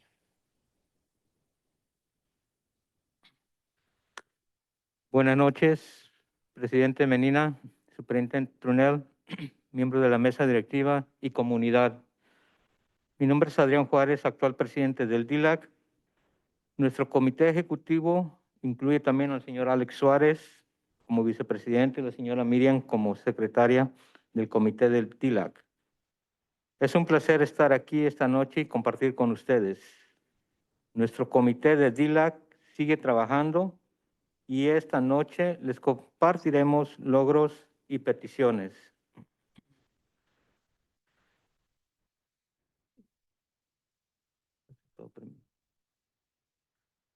En diciembre, nuestro comité fue invitado a compartir ideas y la visión de nuestros padres acerca de la seguridad en las escuelas de nuestro distrito. Algunas sugerencias de nuestros padres fueron revisar las mochilas de todos los estudiantes, apoyo continuo para estudiantes que están teniendo dificultades con su comportamiento. Algunos padres estaban a favor de oficiales de policía en las escuelas, SRO, mientras que otros están en contra. Pedimos que se consideren a miembros de DILAC en formar parte del comité que estudiará el programa piloto de los oficiales en las escuelas. Desde mayo del 2023, los directores y en un caso un subdirector asistieron a presentar acerca de la encuesta de las necesidades y las metas del plan escolar de logro estudiantil logrado como CIPSA. Gracias por asistir a nuestras reuniones y proveernos esta información que es importante para nosotros. También recibimos información acerca de la actualización del plan maestro de aprendices del inglés, que fue aprobado por ustedes en junio, y una presentación acerca del examen sumativo de LPAC, el cual se está llevando a cabo actualmente y que sabemos es crucial para la trayectoria académica de todos nuestros estudiantes. El Departamento de Servicios Especiales nos brindará una presentación durante nuestra próxima reunión de los servicios y los derechos de padres conforme a la educación que reciben los estudiantes que son aprendices del inglés y reciben servicio por medio de un plan educacional individualizado, que es conocido como un IEP, ya que es un número de estudiantes significativo en nuestro distrito. Próximamente estaremos pidiendo colaborar con las escuelas y sus administradores que aún no han identificado a un representante de ILAC para que sea miembro de nuestro comité de DILAC. Queremos visitar las reuniones de ILAC y reclutar a padres que sean representantes de su plantel escolar. Es importante que cada escuela tenga representantes de DILAC para que reciban la información que nuestras reuniones proveen y podamos colaborar en fortalecer el involucramiento familiar en todo nuestro distrito. Peticiones e inquietudes. Quisiéramos saber cómo se decide el orden de las escuelas que presentan para ustedes cada mes. Algunas escuelas han aplazado sus presentaciones por eventos de atletismo, artes visuales u otras actividades. ¿Cuál es la prioridad hacia esta presentación? Ya que nosotros consideramos que esto es importante porque le da una oportunidad a los padres de ILAC a presentarles a ustedes acerca de su enfoque y sus necesidades. Quisiéramos saber qué hacen los planteles escolares y qué prioridad le dan a los resultados de las evaluaciones del dominio del idioma inglés para California, conocido como LPAC, para informar sobre el apoyo, instrucción e intervenciones para sus estudiantes aprendices del inglés. Como padres, nosotros les informamos a nuestros hijos sobre la importancia y el impacto que tiene este examen en su rendimiento académico, y nuestra pregunta es, ¿qué tan importante son este examen y los resultados para sus maestros, para los planteles?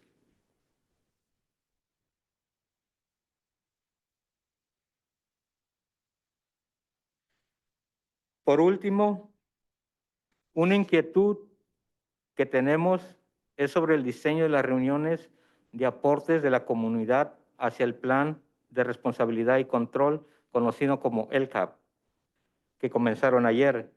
Pedimos que se tome en consideración el horario en que se están teniendo estas reuniones. Sabemos que se están enfocando en los concilios escolares, pero necesitan recordar que los miembros del concilio no necesariamente representan toda la población a la que sirven en nuestro distrito. Todas las escuelas deberían ver esto como prioridad para su comunidad, escuchar a todos y así tener diferentes criterios y visiones de lo que necesitamos implementar en el distrito de Santa Rosa en las diferentes áreas del sistema educativo. Creemos que deberían dar prioridad a nuestros estudiantes aprendices del inglés, ya que casi la mitad de nuestros estudiantes están matriculados en el distrito de Santa Rosa, vienen de hogares donde su lengua materna no es el inglés. Necesitamos que todos en nuestro sistema comprendan la importancia de los comités de ILAC en todas las escuelas y en nuestro distrito. Por último, agradecemos que la directora Bagnali asista a nuestras reuniones de DILAC y nuevamente los invitamos a que anoten y asistan a la celebración de reclasificación y del reconocimiento de los candidatos del sello estatal de alfabetización que se llevará a cabo el 9 de mayo. Pronto recibirán una invitación y esperamos contar con su presencia. Gracias. Gracias. Ahora el señor Alex Suárez lo va a decir en inglés el reporte. Gracias.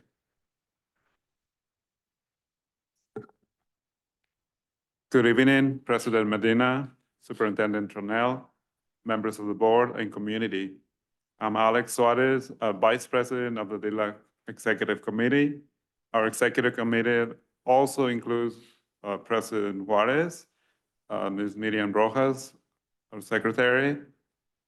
It is a pleasure to be here this evening and share with you.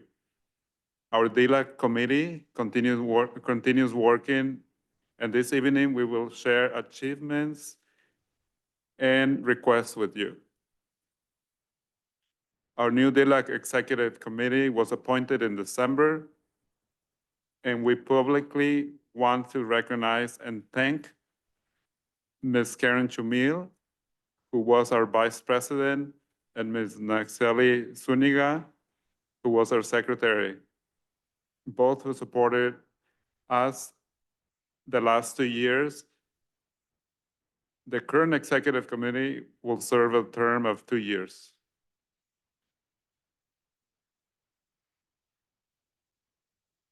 In December, our committee was invited to share ideas and the parents' vision about safety in our district schools with you. Some suggestions from our parents were to check backpacks of all students, ongoing support for students who are having difficulties with their behavior. Some parents were in favor of school police officers or SROs, while others are against this. We asked that the DLAC members be considered for membership on the committee that will study the School Resource Officers or SRO pilot program. Since May of 2023, principals, and in one case, an assistant principal, attended our meetings and presented about their school-wide needs assessment and their goals of the school plan for student achievement, or SIPSA, and our supporting of English learners and parent engagement. Thank you to all for attending our meetings and providing us with this information that is important to us. We also received information about the updated English Learner Master Plan that was approved by you in June, and a presentation about the summative LPAC exam, which is currently taking place, and which we know is crucial to the academic path of all of our students. The Special Services Department will provide us with a presentation on our next meeting on the services provided to students and the rights of parents of students who are English learners and served through these individualized educational plans or IEPs. As there is a significant number of students in our district, we will be asking to collaborate with school sites and their administrators who have not yet identified an ELAC representative to be a member of our DLAC committee. We plan to visit ELAC meetings and encourage parents to be representatives for the school site. It is important that each school has a DLAC representative so that they receive the information that is provided at our meetings, and so that we can work together to strengthen family involvement throughout the district. Our next section is on requests and some concerns. We would like to know how the order of the schools that present to you each month is decided. Some schools have postponed their presentation due to athletic events, visual and performing arts events, and other activities. What is the priority towards this presentation? We consider this to be important because it gives ELAC parents an opportunity to present to you about their focus and needs. We would like to know what each school site does and what priority they give to the English Language Proficiency Assessment for California, or LPAC, and the results to inform support, instruction, and interventions for their multilingual learner students. As parents, we inform our children about the importance and impact of this test has on their academic performance. And our question is, how important is this test and the results for our teachers and also for our school sites? Finally,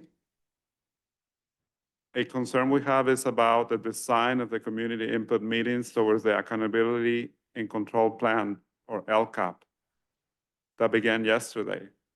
We ask that you take into consideration the time in which these meetings are being held. We know you're focusing on school councils, but our district needs to remember that council members do not necessarily represent the entire population they serve in our district. All schools need to see this as a priority for their school community and listen to all stakeholders, as this should inform the criteria and vision of what needs to be implemented in the Santa Rosa City Schools District in each area of the educational system. We believe that priority should be given to our multilingual learner students, since almost half of the students who are enrolled in the district come from homes where their primary language is not English. We need everyone in our system to understand the importance of ELAC committees in our schools and in our district.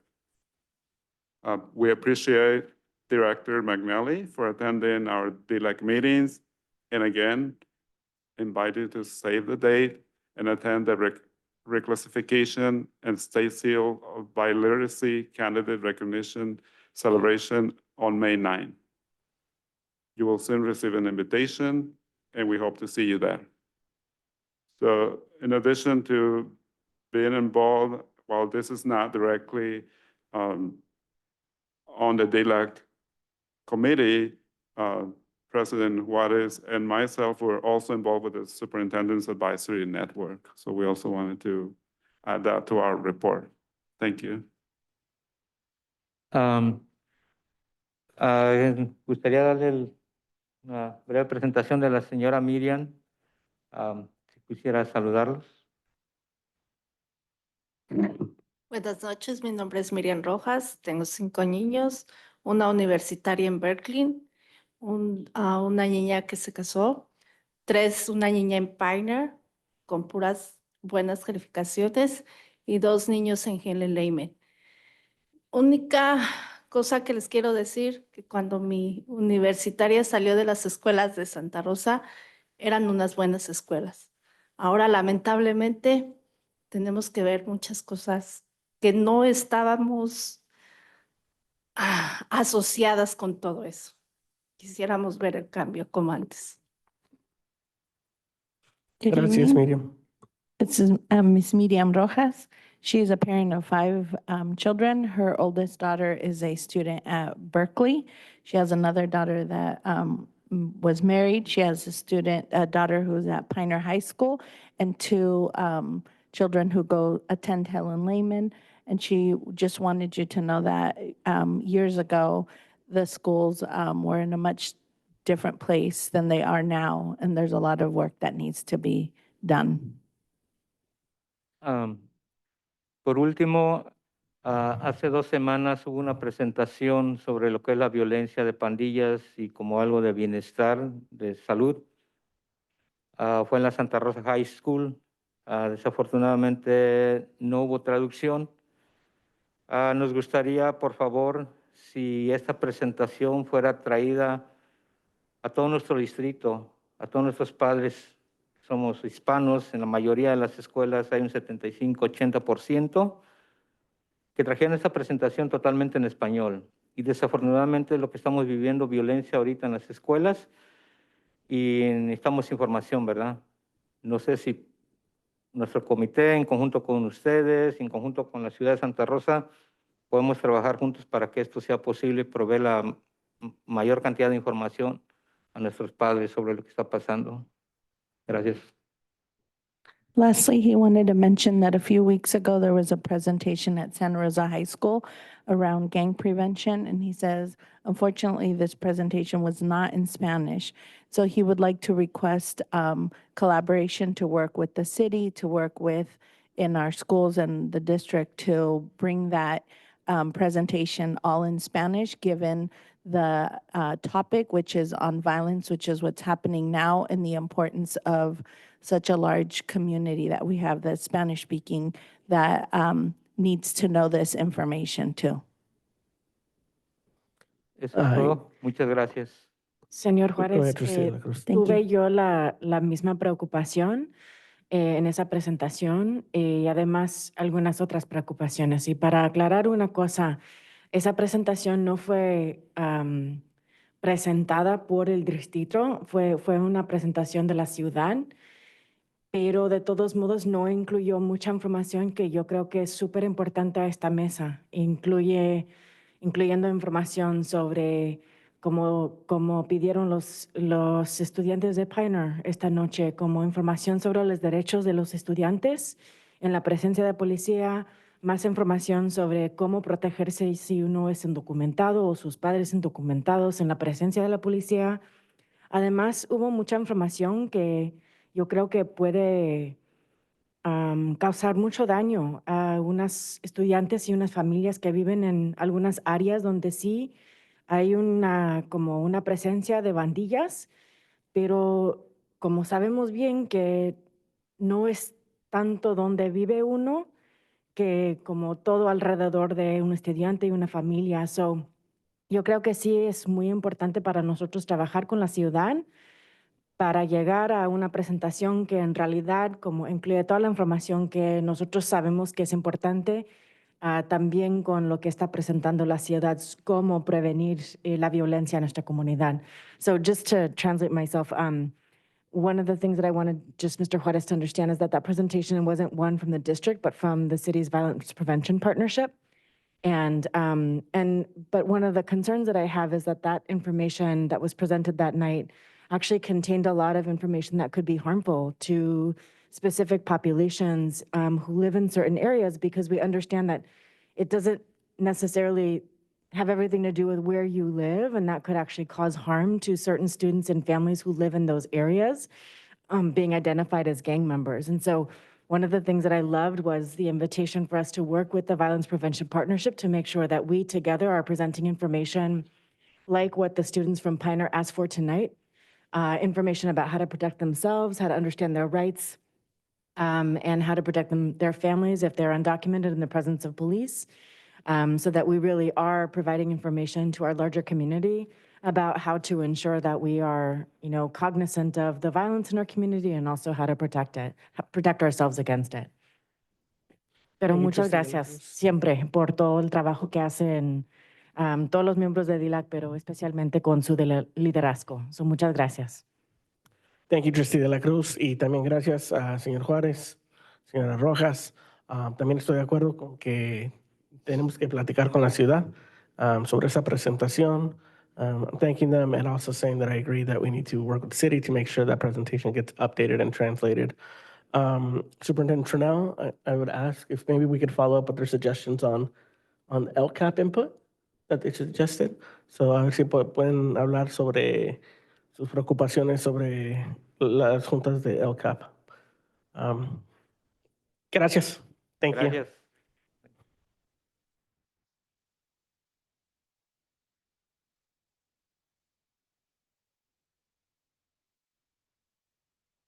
Do we have any CSBA report? Seeing none. Now we move on to public comment on non-agenda items. Any blue cards? Seeing none. All right, we'll move on to F items. First F item is item F1, discussion on restorative practices data.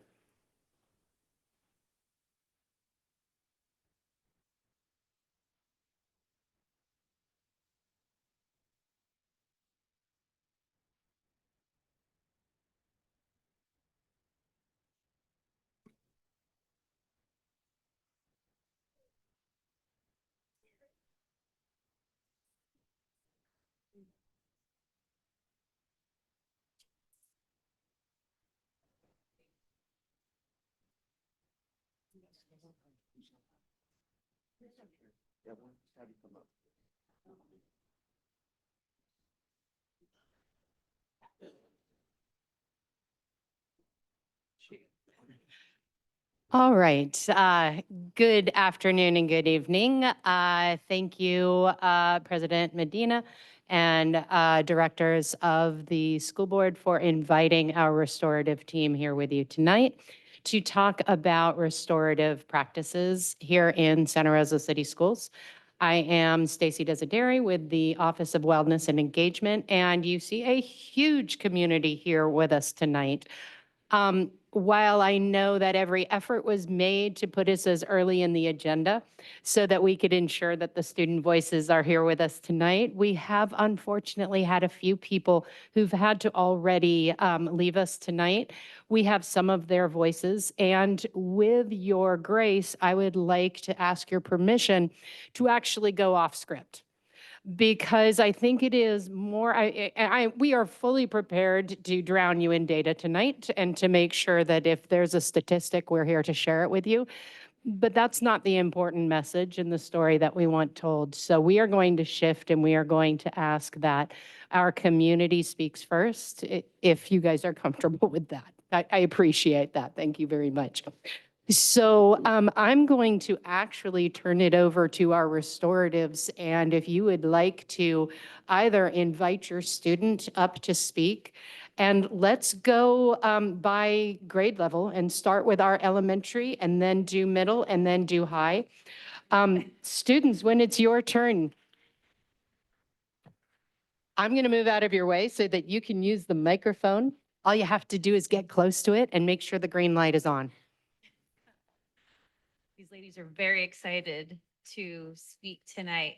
So my name is Michelle, and I'm the restorative at Santa Rosa Charter School for the Arts, which is a K through 8th grade school. I have here Ava and Azariah that are 5th graders.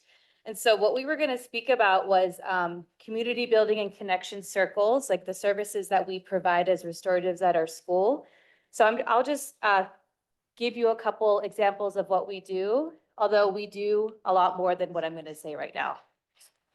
So we also, besides community building and connection circles, we offer classroom presentations, after-school groups, writers' circles, mentor groups, safe school ambassadors, SSA groups, lunch bunches, and more. So what these ladies are going to speak about right now are our lunch bunches. So these two have been coming into my classroom a couple times a week, and I'm going to let you both speak about what this question is. How has your experience with Lunch Bunch and restorative been, and how has it supported you? So I will first pass it to Azariah.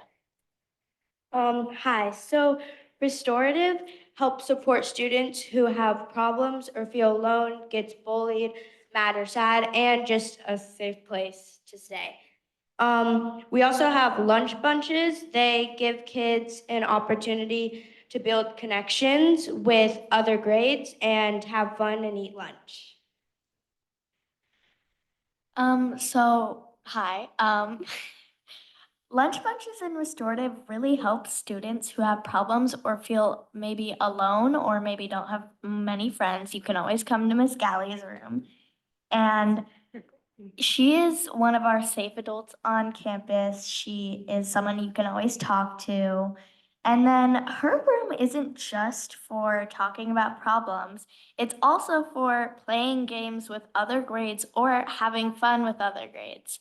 And so if you ever have a problem or conflict at recess or class, you can always come to Miss Galley's room and feel open to talk about whatever you would need. All right, thank you, ladies. Thank you.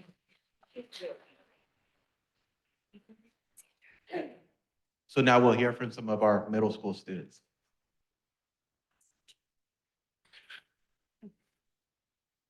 Hi, my name is Celeste Salgado. I am the restorative at Lincoln Valley Middle School, and I brought two of my students are going to speak about their experiences with restorative and the areas of opportunity and success that they've had with it.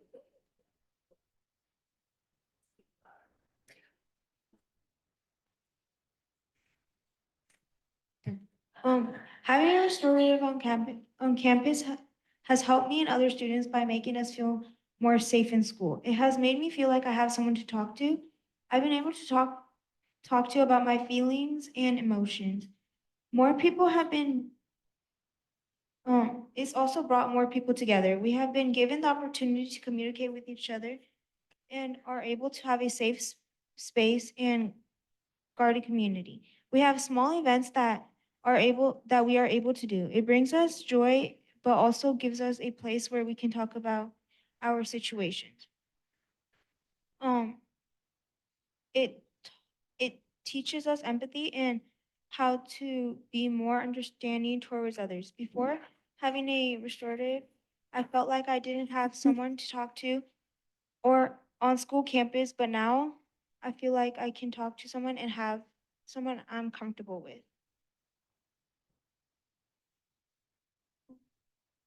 If there's a situation you know would cause trouble, you can talk to someone. If you have a situation you know would cause trouble, you can talk to someone to help you control your feelings and actions before it becomes a problem. Our community has been growing and and um and I'm excited to see where I will grow from here. Having a restorative on campus helps me feel heard. I get to express my feelings and have a trusted adult. Each week, we have a club where we can have deep conversations about family, mental health, faith, and life in general. I enjoy having a small community where we learn to collaborate and communicate well. It has helped me emotionally and mentally. I feel like it has helped me build character and become a better person. And it is just a very fun and it is the best environment to be involved in.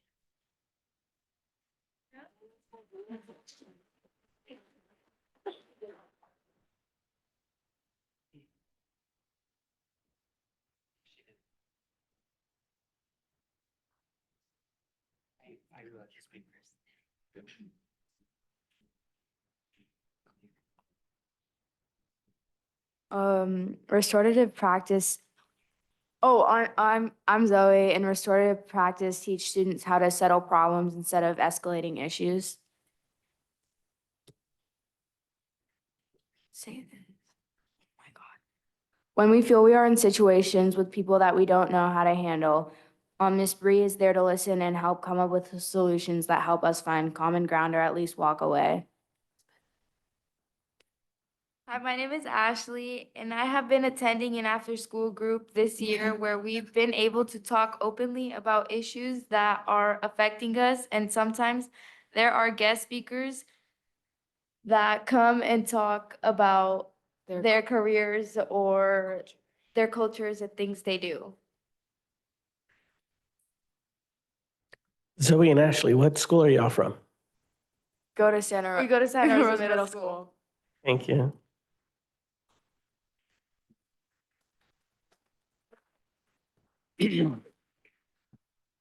Good evening. My name is Jonathan Bautista. I am in 8th grade attending CCLA.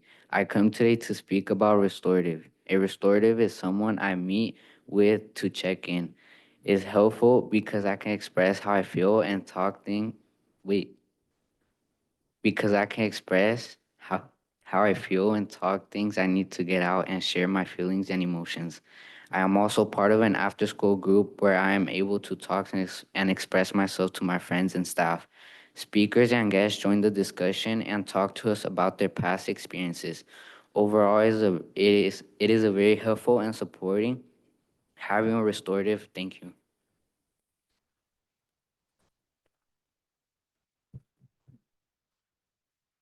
Hi, my name is James Christensen, and I'm the restorative specialist at Herbert Slater.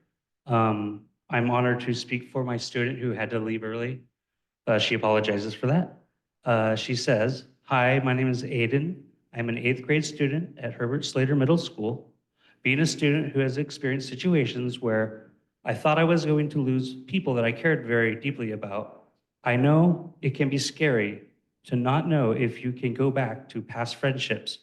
But after meeting with our restorative specialist, I realized I could not only repair friendships, but make them stronger. I've learned how to use my voice and to speak up for myself when I get anxious in certain situations.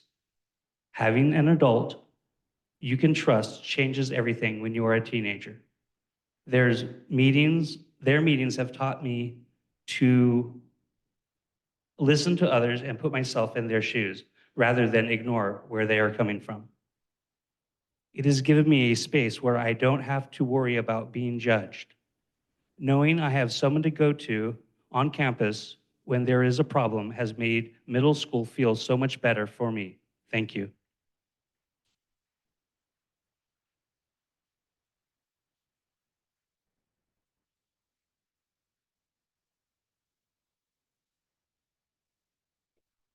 So I know that some of our students do have family obligations or maybe even homework. Oops. But we wanted to give an opportunity because we know that you may have some questions that you'd like to ask directly to the students, and we don't want to disrupt that flow. And then we can look at the slide deck. Any questions, board members? Comments? Trustee Sheffield? First of all, I just want to thank all of you for coming here and sharing your experiences and using your voice.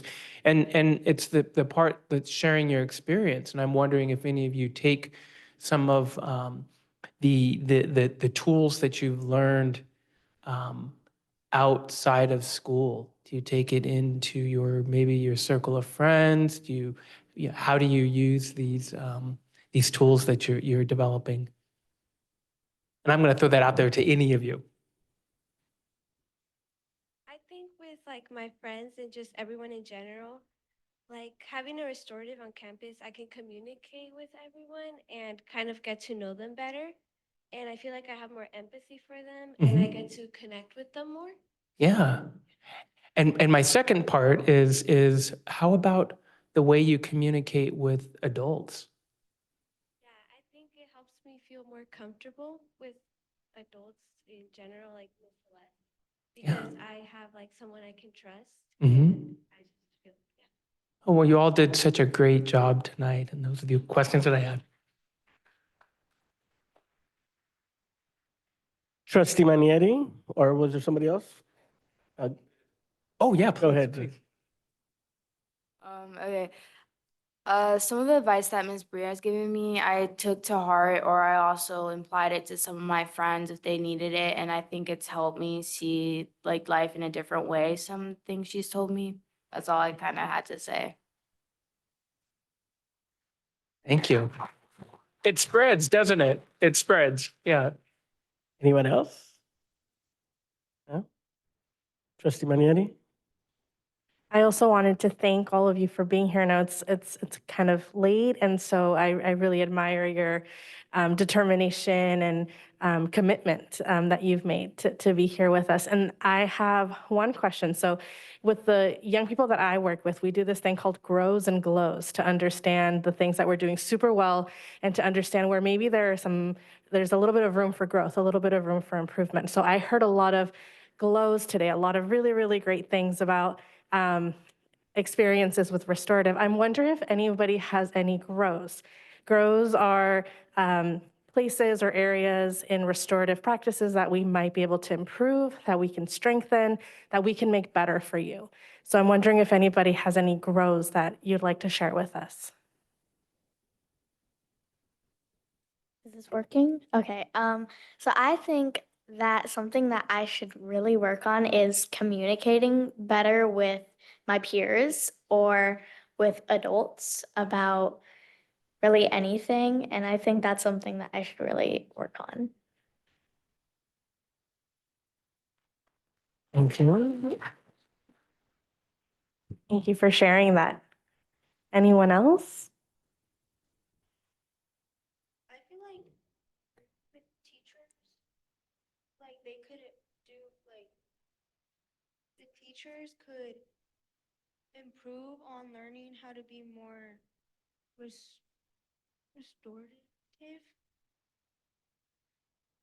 Thank you.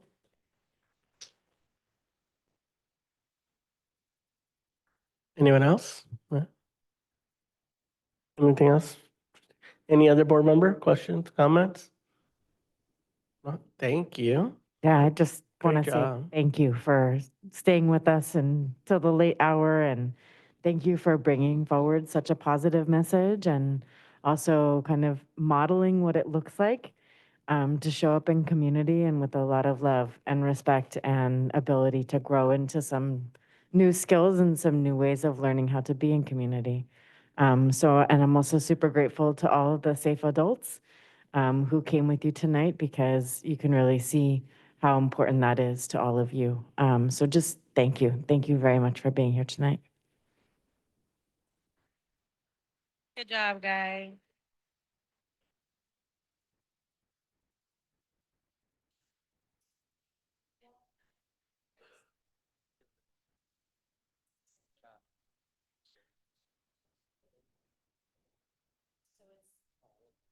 It's the worst part to have to follow such a dynamic group of students because we're just not as cute. But if you are one of the restoratives, please stay. You're not going anywhere.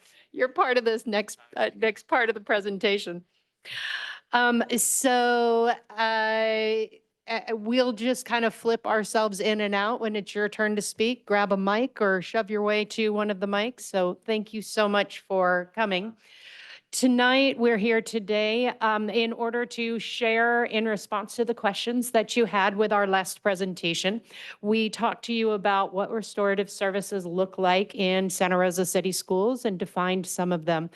And along with our mission and vision and our strategic priorities, we are here tonight to share with you the data of how these restorative practices and services are here in our district and how they're being implemented. Tonight, we're going to talk a little bit about what our services are and how those services are braided into the work that we do. we're going to share baseline data.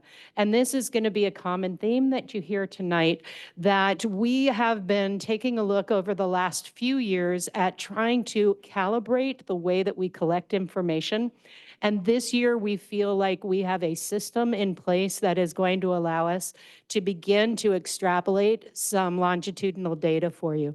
What we're here tonight is to share with you a baseline set of data on these services. We're going to talk about those provided services across grade bands, how we're serving elementary schools, middle schools, high schools, and charters, and start to show you some of our trends. And as we just completed, sharing some voices from our community. So good evening, board. Gustavo Mendoza, Coordinator for Wellness and Engagement. So one of the things that we will be highlighting today is our Tier 1 services, which is services for all at our school sites through the restorative model to really open up with dialogue where you're opening to people and talking to people with an open heart and listening with an open heart. And that's for all our staff and all our students on site. Now, Tier 2, that is for some. Whenever there is conflict or somebody has been harmed, Tier 2 is a service that we provide for some of our students that are in need to repair harm. And Tier 3 is more of the formal conferencing service, which is not intended for all of our students, only for events when there has been harm that has reached the level of a Tier 3 event. So this is a very familiar pyramid, and we have been seeing this exact same model year after year when we talk about providing services, whether we're talking about restorative services or special services for students who need additional support, academic services, attendance services. But what we realized is when we think about the pyramid, a pyramid is really 4 different sides that all come together. And when we think about supporting our students, we are talking about supporting them not only through discipline and accountability, but also supporting our students academically, socially and emotionally, and through their attendance. So what we've done here is take that familiar triangle or pyramid and flip it on its face so that we can see how restorative is braided through all of the services that we do. So when we look at restorative practices and it's implemented at a school site, it really does touch on all 4 different things. Oftentimes people think of restorative and they only think of discipline, but the reality is that a restorative culture within the school setting really also affects attendance, our social emotional learning, and our academics. That's what we really want our restoratives to be able to do. So I'm going to speak to how restorative practices and social emotional learning work in tandem to enhance and support our schools. When RP and SEL are applied together, they can support shared goals and enriched results. They have been proven to improve classroom and social and school climate by helping to create a sense of community. They enhance school performance and engagement by supporting attendance and academics through equitable learning environments. I'll speak for attendance. Through the use of restorative practices, schools are able to form relationships with students, families that allow us to get to the root cause of truancy and attendance issues. Restorative practice also reduces suspension and recidivism rates that impact students' attendance. Students engaged in restorative activities often say it is their favorite part of school. I'll also speak for academics. Restorative practices empower students to learn from their mistakes and helps them to understand the impact of their actions. Students exposed to restorative practices develop their capacity to problem solve and make responsible choices. What you see here is how restorative is braided through all of the different areas. Because the graphic was so small, it was hard to show, but that Tier 3, the red section, is all restorative. So that is represented not only as the Tier 1 and Tier 2, but also in the Tier 3. But not to forget discipline. The restorative specialists do work directly with the campus supervisors, the student advisors, and the administrator daily, hourly, to solve problems with the student, to support the student, to give the student the guidance and to be there as their their mentor to help them problem solve and to make the right decisions.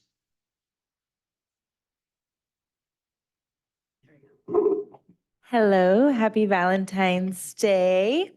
I want to go a little bit more in depth what our tier 1 and tier 2 direct services are. So specifically with our tier 1 services, we do positive dialogues with our students, and a lot of the times they do self-refer or are referred by a staff member. We do work on also providing activities that can help improve whatever self-esteem that they want to amp up, you know? So in addition, we also regularly follow up with the students after to see how we can better assist them or if they still need our assistance. For our tier 2 services, we do reentry meetings, connecting with our students who are harming others, and also work with those students who have been harmed. Okay, and good evening. We also use classroom circles for a variety of reasons. We do relationship building, establishing values and expectations, celebrations, check-ins, check-outs, in addition to achievements and other accomplishments. We also have clubs like Safe School Ambassadors, mentoring students that need a little self-esteem building, lunch bunch groups where we talk about inclusion and friendships, etc. And then for our lunch bunches, we try to have them kind of be student-centered. They don't always have to be formal. And a lot of the time, it also is all about community building and getting along and getting to know one another. And in our accountability circles, we do bring students together to work out their differences, and we do follow up with check-ins, sometimes daily. I'm sorry, I forgot to give you all the nudge. Introduce yourselves. Oh. Hey, y'all. My name is Jocelyn. I am the Restorative Response Specialist at Ridgeway High School. And I'm Carrie, and I'm the Restorative Response Specialist at Biella Elementary. I'm Dennis Clark. I'm known as Mr. Dennis at CCLA. I'm one of the 2 restoratives there. Nice to meet you. My name's Bree. I'm the restorative at Santa Rosa Middle School. So let's dig into some of the documentation. When we talk about the direct tier 1 services, and we're not talking about the community circles, but the direct support one-to-one with students, we've had 2,212 documented tier 1 services that is coming from our restorative specialists. Now, to keep that in context, when we look across all tier 1 interventions, there has actually year-to-date been over 6,000 tier 1 services. Some of those services are offered by counselors, teachers, administrators, family engagement facilitators. Just about every staff member who works with a student may be providing a tier 1 intervention. And all of them have elements of restorative at heart, but our restorative specialists so far this year have provided 2,212 direct tier 1 supports for students. This was where our students were going to be really cute and kind of add their voices in. So I'm going to skip that and I'm going to dip right into some of the data. Here you see that we are dividing out those tier 1 services by the grade band themselves. When we look at this information, we see that our elementary students have received 285 direct services, which is 12% overall, 426 at middle, about 437 at the high school. And our charter schools have been doing a lot of the tier 1 direct services with over 1,000 direct services provided to our students. When we look at this across students who have different identifying programs, a large portion of this, about 33% of the students who are being served have been redesignated. Over 25%, 28 to be exact, receive EL services. 3% receive support for 504s, and about 19% of our students that are receiving support have special education services. When we look across race and ethnicity, we're seeing that almost 80% of the students who are working with getting Tier 1 services are Hispanic Latino, and you can see the other demographic populations identified there, understanding that the students may be referred directly by staff, but a lot of our students receiving Tier 1 services are self-referrals. They themselves are reaching out and saying, I need some connection. Is it okay if I ask a question?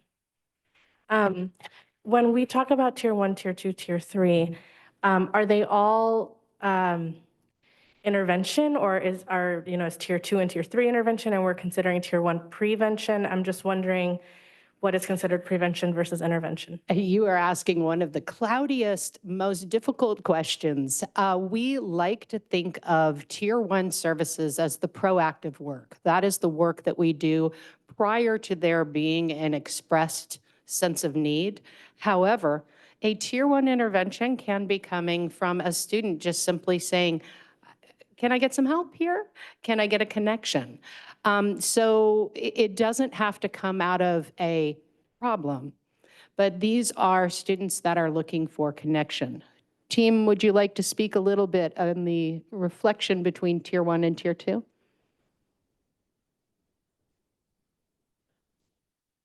Everyone's shy. So Tier 1 is going to be the kid who kind of comes up and just wants some extra support. As Stacy said, it doesn't necessarily mean that there's been a conflict or a problem. It's just a kid that's wanting some extra time with a safe adult on campus. The other time that we see Tier 1, so we think of Tier 1 as being all students at the school and being accessible to all students. We also see sometimes after there's been a problem, they find a connection with a restorative specialist, and those kids will seek us out to just do check-ins. And so that's where you're really seeing a lot of the Tier 1. Tier 2 data will be the problem that led them there often. But a lot of our kids just, I have Tier 1 services in my Thursday, Friday groups. Those are Tier 1 services because they're offered to all students. So I hope that it is kind of mucky, but that's. Tier 1 is our check-ins, and it's our groups, our community building groups that we provide for our students. And Tier 2 would be the restoring when harm has been caused. It's the pre-circling when there has been harm caused, and being able to fix the harm that has happened through dialogue, to really having those open conversations where we get our young students to talk with an open heart and be open to fixing or mediating the harm that has occurred. So what you see on this slide is those Tier 1 services being broken down by gender. And it will be interesting to note that when we look at which gender is being most frequently served by Tier 1, it falls with a greater majority being female students who are served.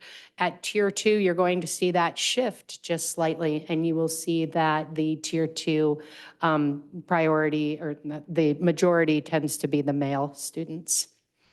And in our transition to the Tier 2 services, there have been 732 direct support to students offered at the Tier 2 level that have been documented this year to date. Again, when we say 732 Tier 2, we are talking about the Tier 2 services that are being provided by our restorative specialists.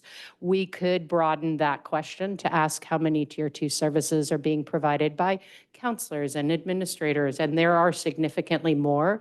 But when we speak directly to the work that our restorative specialists have done, there's been 732 this year. One thing that is interesting when you take a look, it's the majority of our Tier 2 interventions are coming to support our middle school.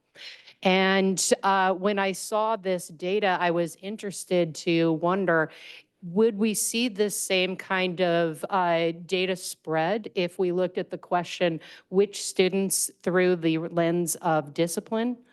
And it is actually surprisingly identical. If you look at which students are struggling with behavior in class, you see this very same, very low all the way through 6th grade, a sharp spike in 7th and 8th, and then a drop in grades 9 through 12.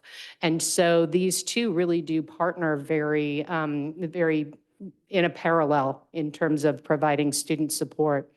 You see here in terms of the gender that is being presented, we have, again, more male students than female that show up in the Tier 2 services. And again, it is only slightly higher.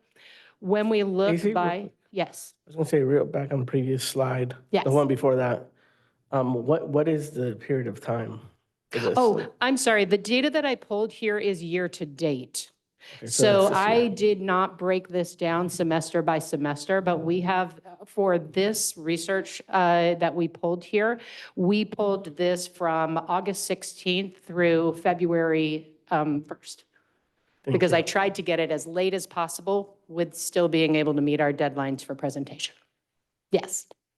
How accurate is this middle school data if we did not have a restorative at RVMS for quite a few months? Actually, that's an important piece, and you're going to see that reflected in a little bit of the slides in just a few moments.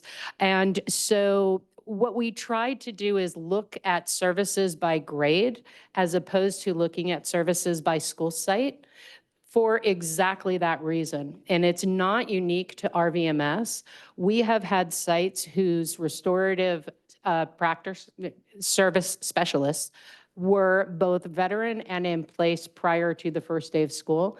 And we have had some whose training just finished and they began direct services to students within the last couple of weeks.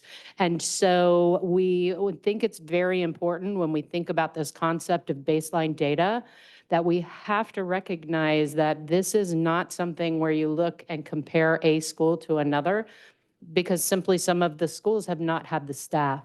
This team has been incredibly dynamic and responsive to each other and to other sites. So when a school that does not have their restoratives in place yet needs somebody to come over and facilitate work, they give a shout out to the entire team. And oftentimes along feeder lines, restorative specialists come and support each other and support their students because they've already built those connections. So there has been restorative support, but that's why we're being very careful to say documented to date, because there may be some where the services have not yet caught up simply because of hiring. When those needed services just be unanswered calls if there was nobody there to do the work? There was answers. So in specific situations, a school would reach out and say, can I get somebody to come over and facilitate a conversation between 3 people? So there have been opportunities for us to be able to go in the absence of an officially hired person. But I also think that it is important to remember that the humans that you see here are our champions, but they're not always the people providing restorative practices. So if we go back to that little braided pyramid, we remember that administrators have received restorative training and they themselves are mediating and are bringing students together in the absence. Teachers are doing that as well. It is absolutely an area of growth for us because every year that you hire new staff, you have new people who need the training. And those of us who were trained before are always benefiting from additional refresh of our understanding. But they are the champions of the team. They're not alone.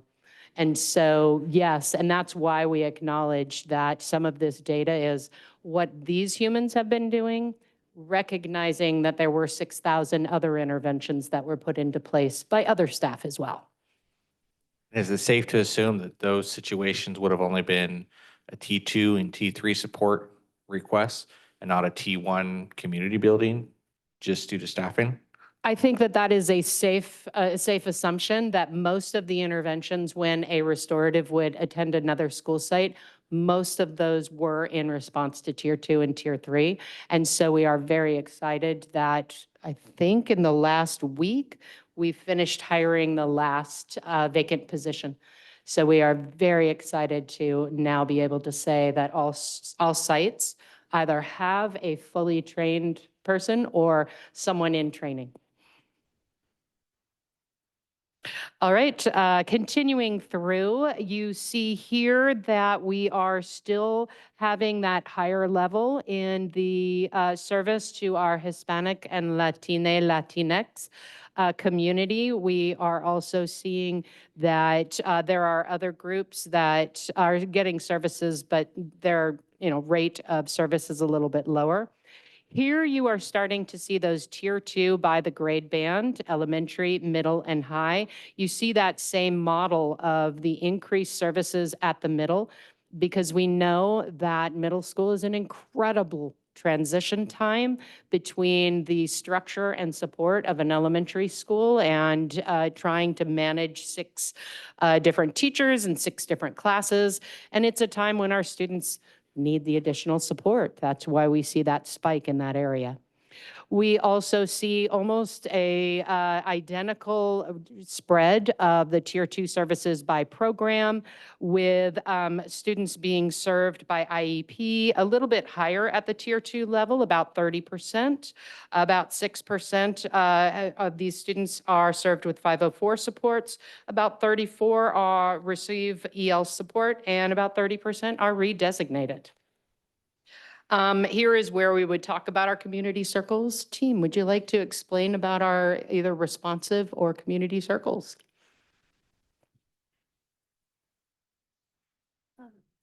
The Tier 2 services are responsive and encompass a comprehensive suite of transformative initiatives, including dialogue, mediations, and facilitated conversations for conflict resolution.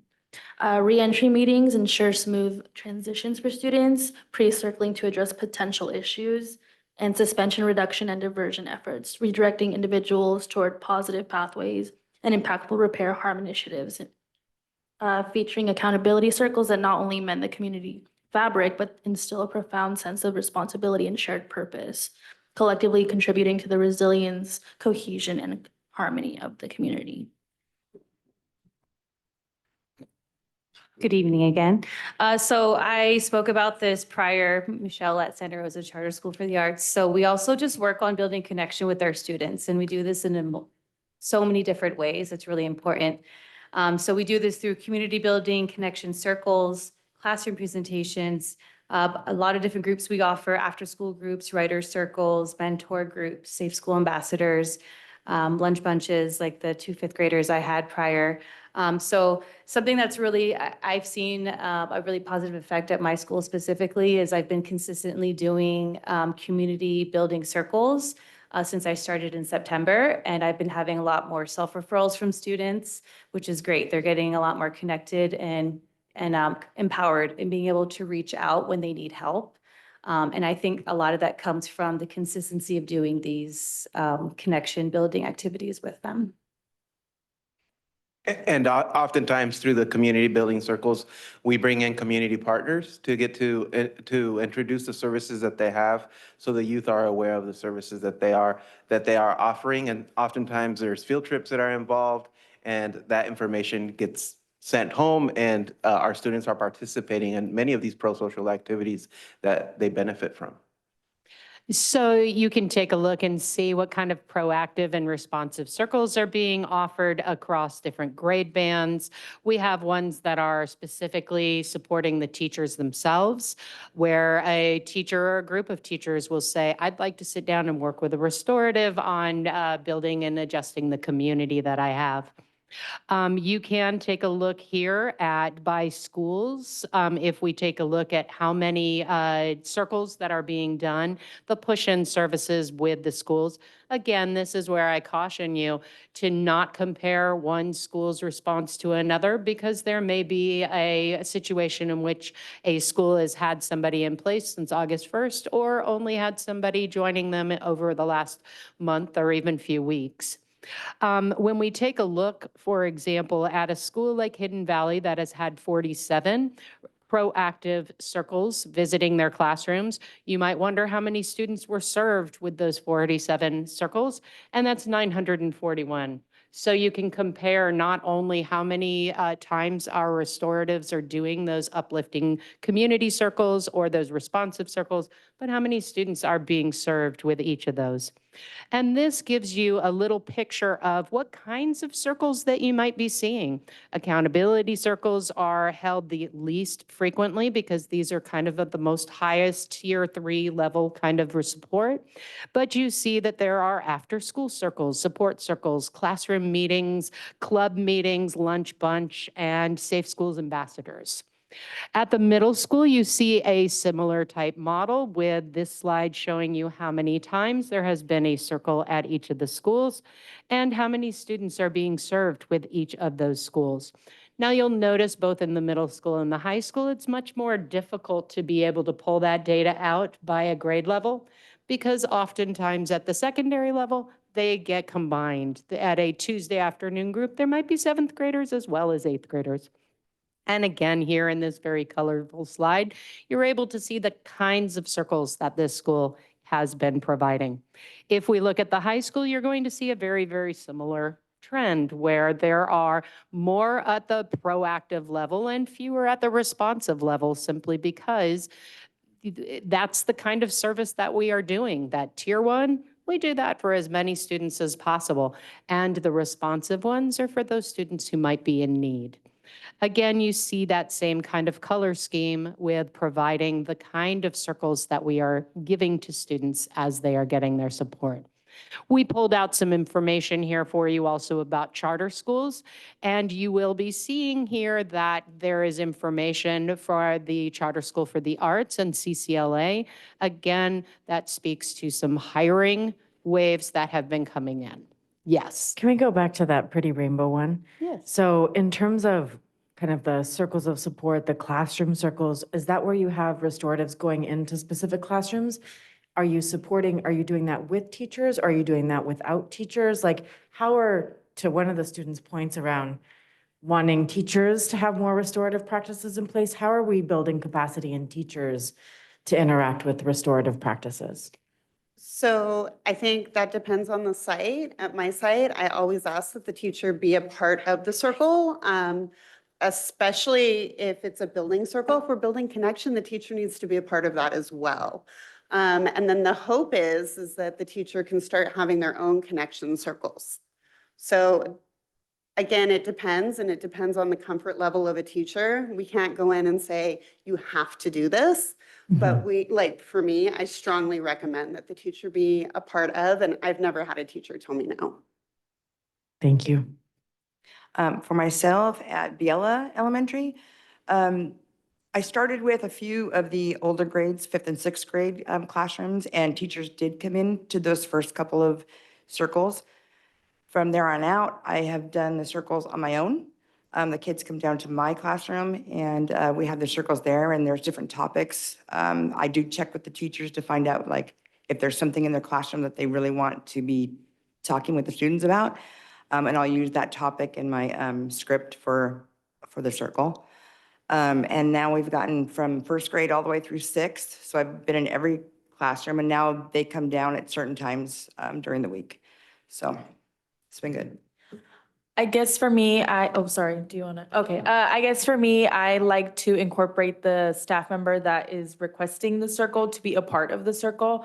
And oftentimes I ask, would you like to co-facilitate? And a lot of the times they say, I want to be a part of the circle as an observer to kind of mimic it when I'm in a different classroom, and kind of create that culture and environment for the school to be fully invested in restorative practices.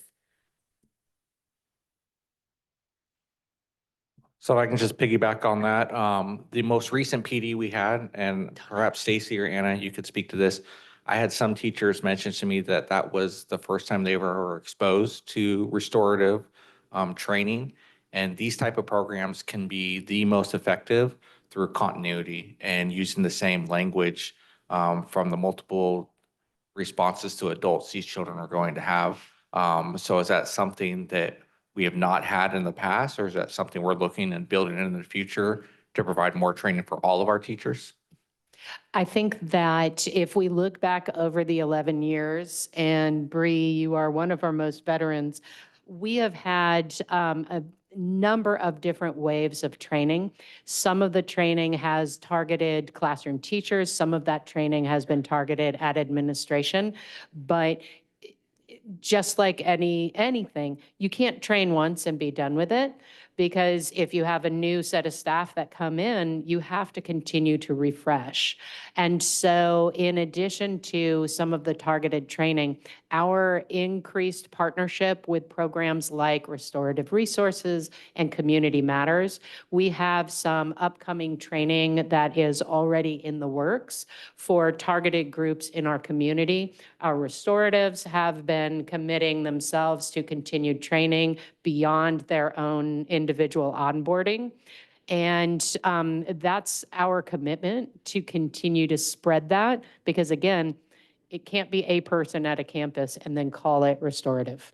It has to be all of us. And I'd like to bring to light any opportunities for parent education as well.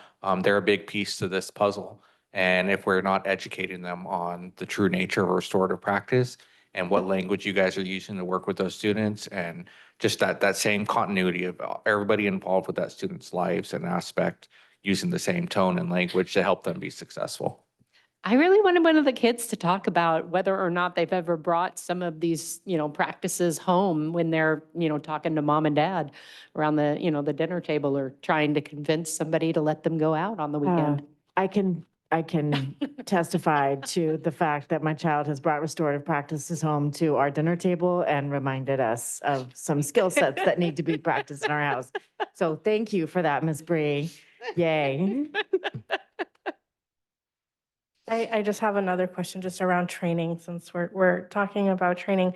Or maybe this is a question more for the restoratives. Do you all feel that most, if not all of your time is taken up by doing the engagements with the students, the tier 1 and tier 2 support, the circles, all of that there's not enough time to train teachers and other staff? I mean, you're the experts on your campus. I'm going to assume that our staff look to you to do this kind of training. And I'm just imagining that with all of these touch points that we're seeing you're doing, there's probably not enough time in the day to do that.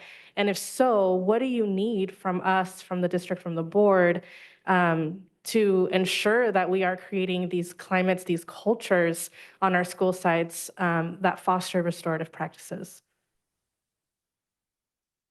Wow, that's a heavy question. I think, we do the absolute best we can. I am never, ever going to say to a teacher who wants training, I'm not going to train you, because guess what? It takes a village. It really does.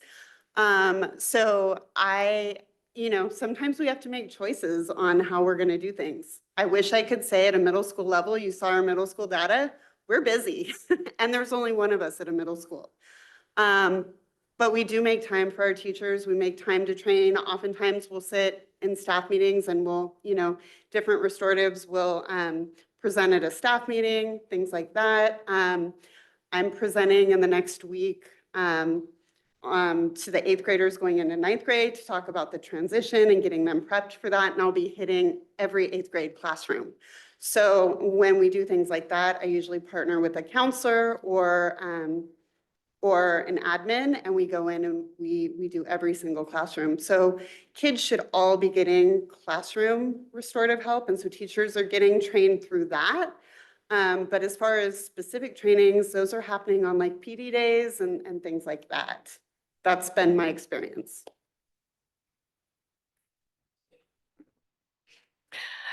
So it's funny that you ask, because you see right there on our final slide what we see as the opportunities for growth.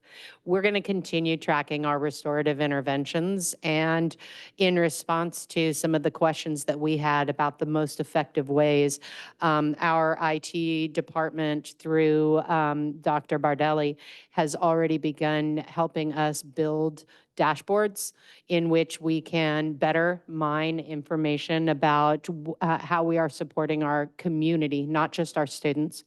We'd like to, using those continued commitments to tracking, be able to develop longitudinal data so that we can see trends and we can see how to strategically target some of our greatest areas of need. We would like to broaden that training to include not only the restoratives that you see here, representative of our larger team, but every administrator and every staff member. And that we want to make sure that our restorative practices are embedded in all of our work, that our staff meetings are held with restorative practices, that we sit in circle and community with each other, no matter what the topic is.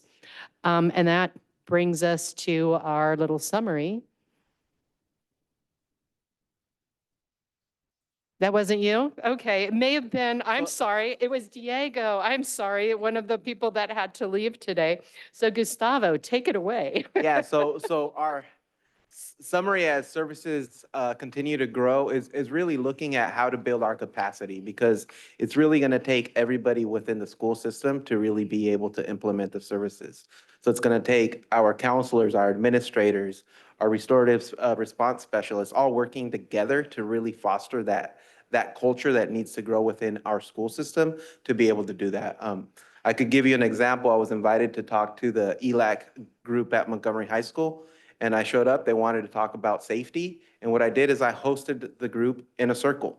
We introduced them to a talking piece, and every parent that showed up that night felt heard. And it was very powerful to have our administrator, Davey, there and be able to witness the power of being able to host something in a circle, to really be able to have voice for everybody. And everybody left that night. At the beginning of the meeting, people were upset. People were extremely upset and frustrated because they felt like they weren't being heard. But at the end of the night, people left, they left with a feeling of being heard and seen. And that's one of the biggest restorative concepts, is really being able to listen with an open heart and speak with an open heart. So thank you. I know you all have questions, and we've been going in a weird order. So questions? So I'm going to go with Trustee Rao. Then I'm going to go because I haven't gone. And then we'll do Trustee De La Torre and Manieri and De La Cruz. I just have a really quick question. The work that you guys are doing seems really amazing. And for me personally, the only reason that I really know about it is because of these meetings. I vaguely remember like one assembly at the beginning of the year talked about like how we have somebody doing restorative practices at our school, and that was it. And so I'm kind of wondering how you guys are making sure that students like fully know about this and restorative practices at their school.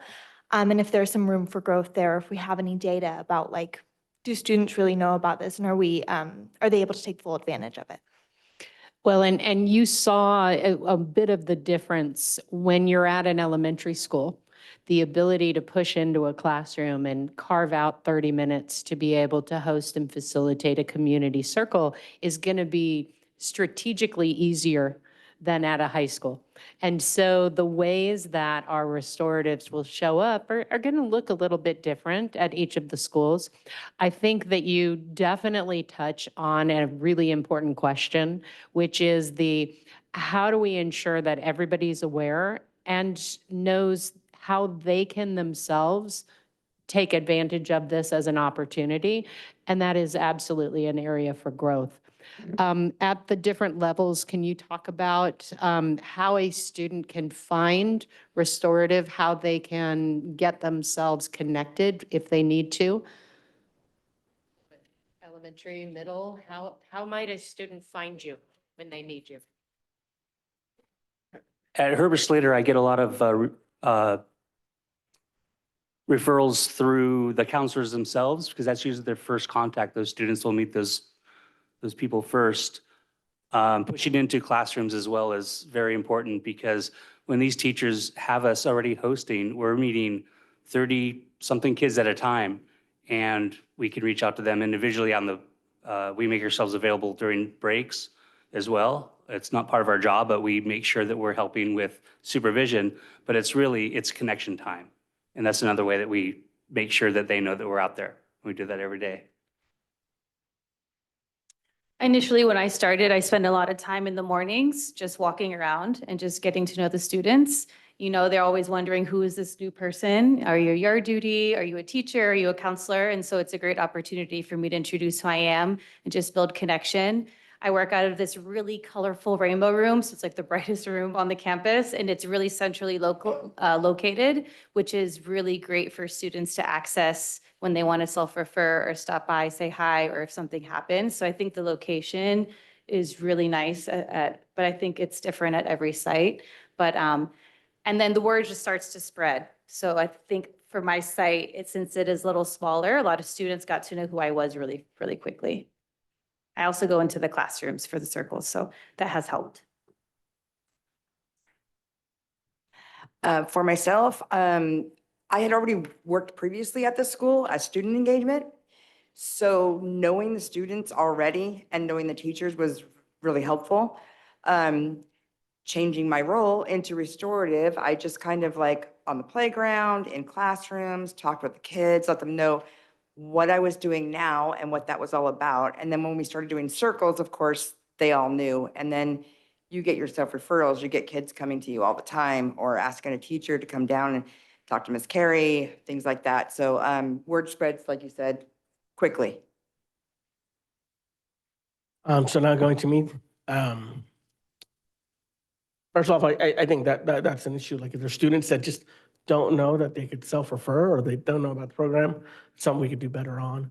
One thing that I didn't hear in the presentation today that I've heard is an issue in the past that I'm hoping we've improved, but I'd like to get more information on in the future is wait times for service from referral to how long it takes to receive the services. That seemed to be an issue in the past.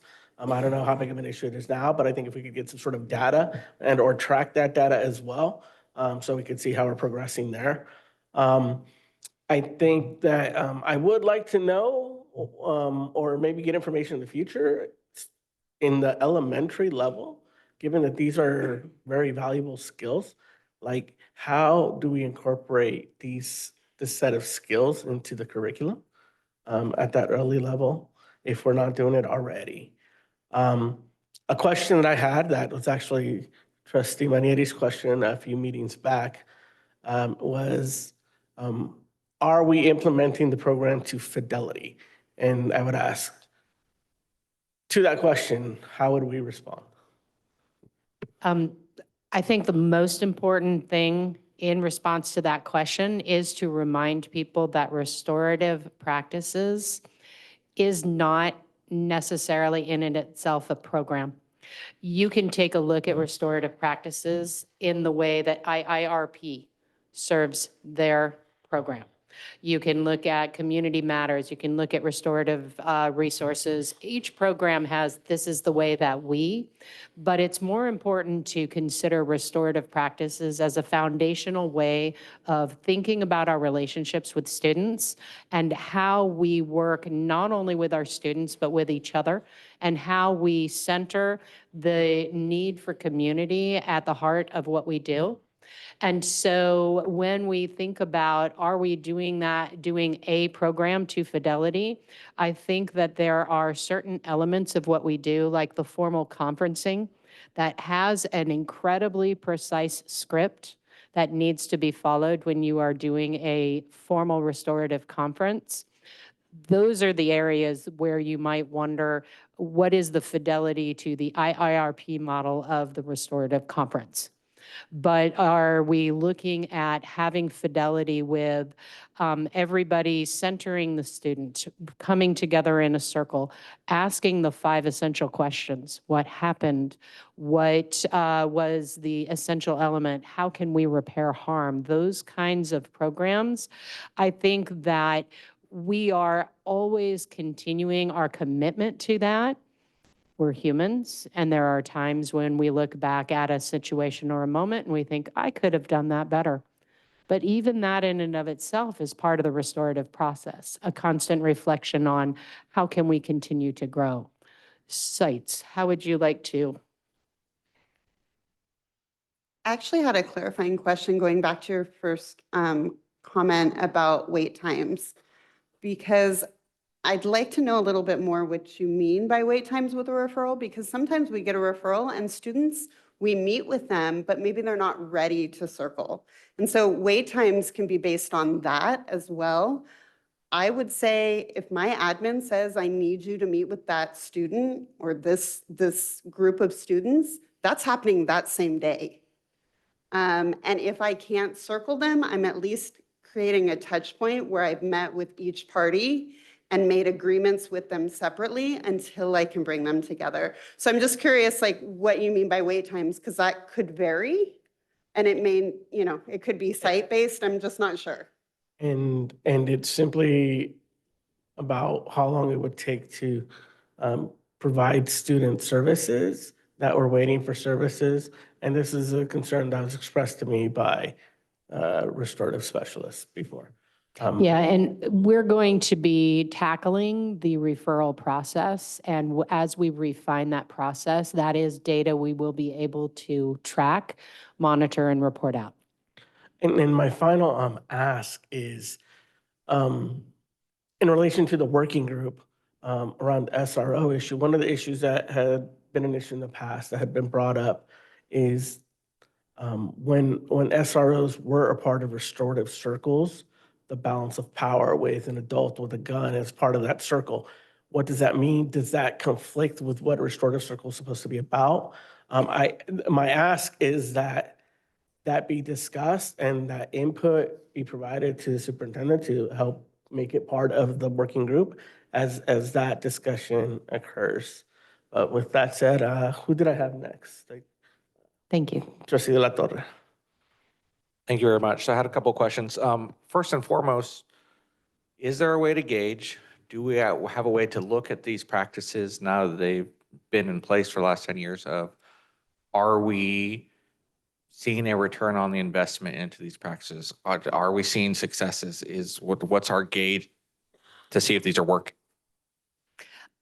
So part of what you're asking for is something that we are going to be able to pull out once we are able to reliably track longitudinal data, to be able to see if there is correlation between students who are receiving the Tier 1 and Tier 2 direct services and reduction in recidivism, increase in daily engagement and attendance. And that is something that we are currently working with our information technology department to develop some models so that we are going to be able to answer some of those questions. It's always important when you're talking about the human animal to not try to predict causation. Like, this is absolutely the cause of this. Like, I met with a student once, and then there's absolutely a factor, that it's going to be difficult to be able to say with fidelity that this is definitely the root cause of a child's perfection. Because we are human animals, and we have incredibly diverse facets that might come into whether or not a child's attendance adjusts or they get into another conflict. But because we are working very tightly with the people who have the expertise to be able to help us, parse out that data, we're going to get to be able to look at some of those trends. Next, I'm sorry, Bree. Yeah, I just wanted to speak to that because I think we do have some qualitative data. We've had people come in and speak that have been through the restorative process who are now doing the work from those early years. I also want to just remind that we've gone through 2 huge fires here in Sonoma County and COVID, which has severely interrupted our students. So we've had some hiccups within, school itself. So our data may not be showing things the way we would like it, but there's other things involved in that. But I do think we have qualitative data that we can show. So there's a lot of value in all the work you guys are doing, and I appreciate every one of you and your efforts. There's a common misconception in the community that restorative is in lieu of discipline, and that we've replaced discipline with restorative. And I want to help clear that notion so that we are educating our community on what these practices truly are. A lot of the community is concerned because is still behavioral issues. There is still violence. And a lot of people just want to look at things that, like you said, cannot be comparative, but there are no SROs. There is restorative. There's still problems. That's not translatable. This is a much bigger picture. It's a multifaceted problems that we are facing, which needs a multifaceted approach. And I think restorative is a very valuable approach to that, but too many people are assuming that it's just in lieu of discipline and children are not receiving proper consequences. Thank you. So a comment on that, or? The very message that that this is in lieu of, it is absolutely part and parcel connected to the work that we do to support changing student behavior. If who would like to speak up on the relationship between restorative and discipline? Yeah, and as you look at our tier one services, those services aren't related to discipline. It's really building community. And when it comes to discipline, yes, you're looking at tier two and tier three to address harm when harm has happened. But that doesn't necessarily mean that that's the only tool that the school system has to implement discipline within the school system. Thank you, Gustavo. And my last piece of this is, what are we doing for the students that refuse the services or do not want to participate in the practices that may be available and unfortunately are continue be a behavior that's a danger to themselves and others? We firmly believe in the power of yet. There are moments when I may not be ready yet to sit down in community with you. I may not be ready yet to own the part that I'm responsible for in creating the harm that was in the community. But we don't see restorative as a light switch that flips on and changes somebody's behavior. It's an investment over time. And even if somebody isn't ready to sit in the circle and speak, we will continue to build those skills with that person, because maybe next time we have to address the behavior, they'll see that that language is more familiar and they will be more prepared to implement it in themselves, to be reflective and to be a little more open in that next opportunity. Again, we have our students with us for 13 years, 14 if they also join us for TK and the PK program. And if they're not ready the first time that there's a problem, we're still here with them. We are still a part of their community. And we'll work on them with the next incident, and we'll continue it because we believe that this is an investment that makes all of us better, even if it takes some of us a little bit longer. Thank you, Trustee Manieri. Thank you. I have a couple of more questions. Thank you for bearing with me. My first question is kind of a two-part question around policies and procedures and whether you need our support in this area. Do we have clear policies and procedures that outline how restorative practices will be used to address conflicts and harm? Thinking about, awareness of the practices available on campuses and the conversations earlier about teachers being involved or maybe not being involved in circles. So just policies and procedures around how we outline these practices. And do we, the board, need to make any changes to strengthen our policies and support restorative practices? Thanks for the question, Stephanie. And I feel that as we're diving into getting our administrators trained in the restorative practices and providing some of that ability for them to grow within those practices, it will really give us that common language between our administrators, our restorative response specialists, our school-based therapists, and our counselors to really be able to work together to address the issues as they're coming up. Every site does sometimes tackle things differently, and that's something that there's area for growth for us to be able to address that. Thank you. And I totally understand that different school sites might have different cultures or situations that they might need to handle differently. I totally understand that. And I think my question is really coming from a place of making sure that how we are making our services available are that they're equitable, that they're accessible, that there's a very clear pathway that students understand they can take to self-refer, or that educators know how they can refer. So just making sure that like the system is in alignment across sites, I think is what I'm interested in seeing as we continue to develop our practices. And definitely, if there's anything that we need to do, I would love to know about that. And then my second question, similarly, just around collecting data, is if this data that we have was all collected the same in a similar fashion. Was it, do we have a comprehensive system or way of collecting data around touch points and circles and referrals? Or is that also something that we need to continue developing? So the data, we offered training to our restorative response specialist. So they were all trained on how to implement, how to track that data within the ARI system and then within the tracker. So we looked at the individual trackers that they had, we combined them, and we made sure that all the trackers that they have to track the circles that they are providing were all uniform and all the same. And in ARIES, and in ARIES, when you pull the data, are you able to pull by touch point or only by student? So then do we have access to the duplicated and unduplicated counts? So there are two different ways that we track the restorative interventions that we provide. And that's where, when you remember on the slide, there were the direct services and the circles.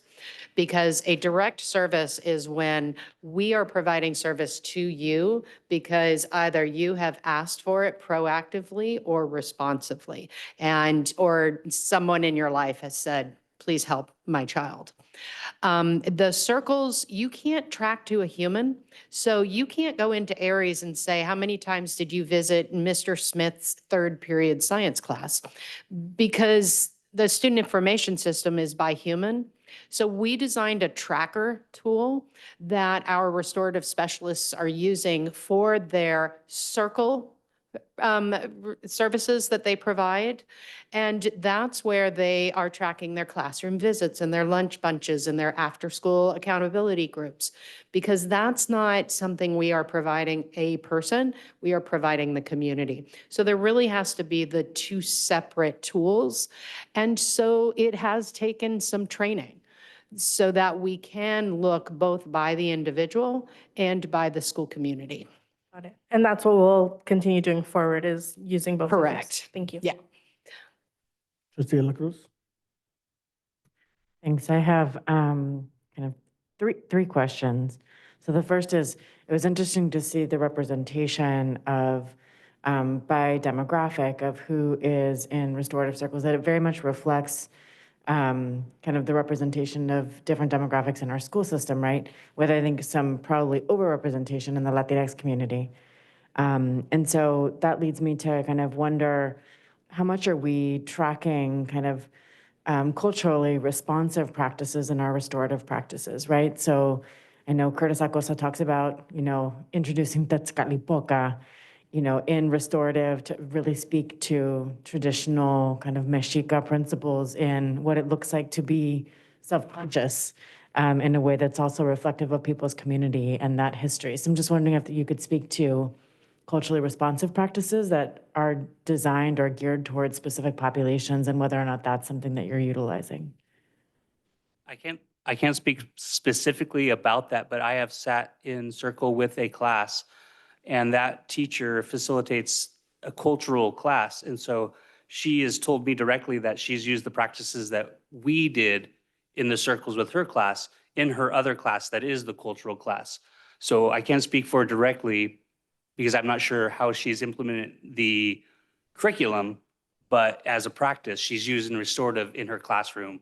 And that I do know she does because we do it in a different class together. Within the tracker, we do track the types of circles and the type of services that were provided. So oftentimes that it is captured through there. Wonderful, thank you.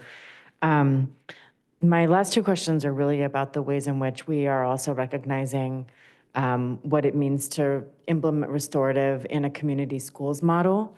And so kind of two questions is, what are our evaluation mechanisms that include community experts in this area? So how are we including kind of evaluation and community accountability around the ways in which we're bringing restoratives into our schools, right? What kind of community partnerships do we have in the mix?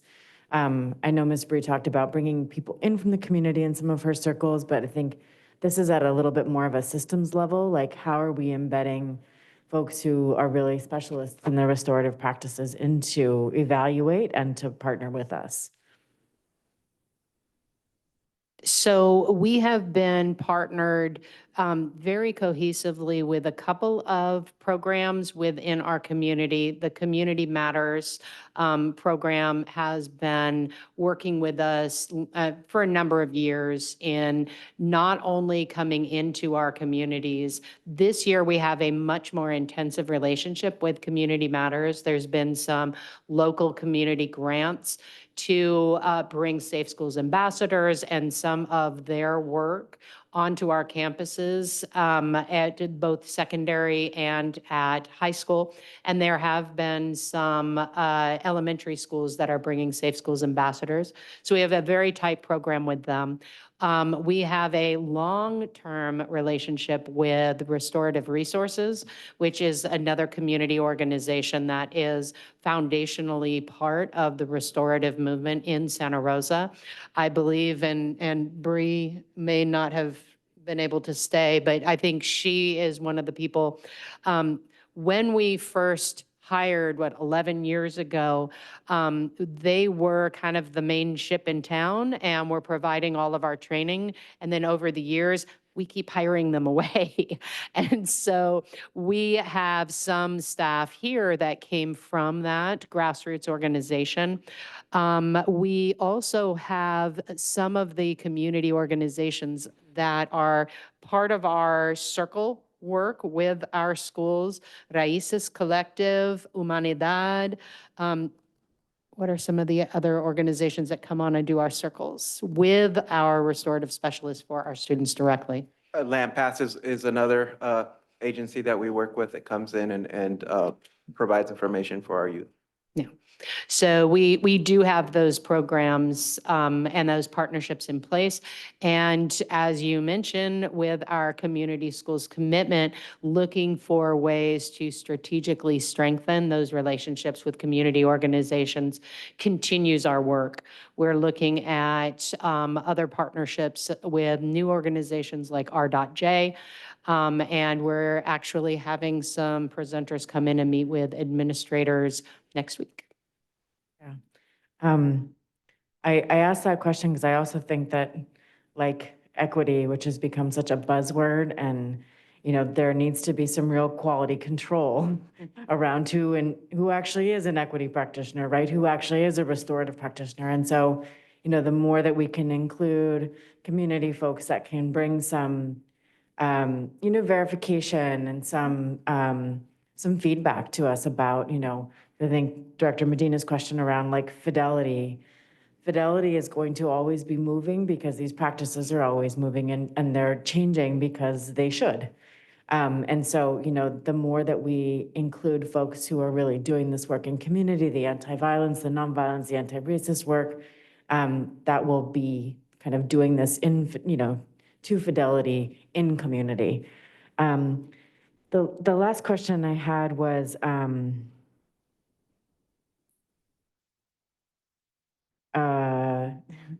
is there any possibility, this kind of goes into that community schools model, that we're also including parents in circle?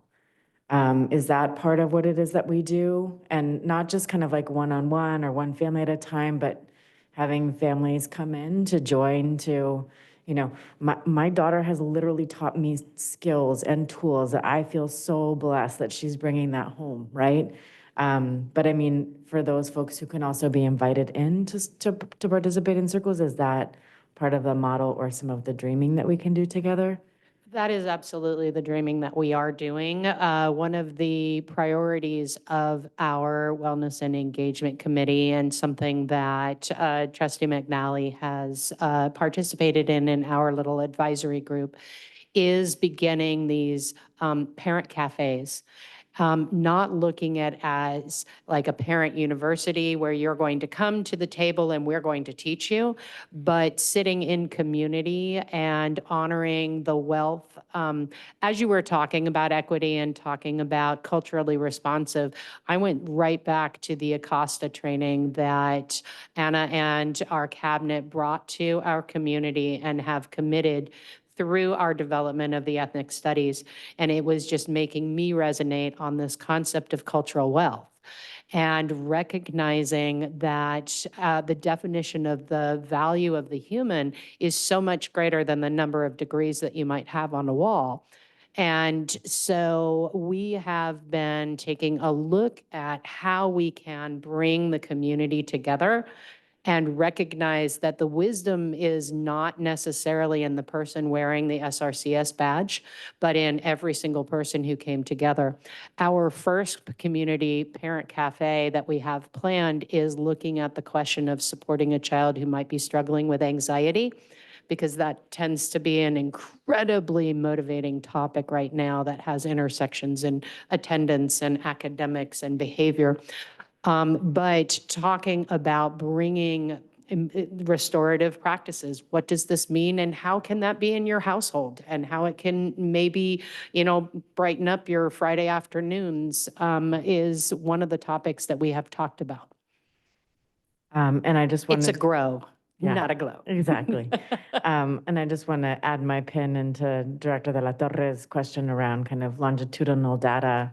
And I think that especially with data and evaluation, right, that is never something that an institution should do on its own, right? That's always something that should be qualitative with multiple folks in the community. So I love the idea of, really making sure that we come back to that question when we do have longitudinal data to understand the impact.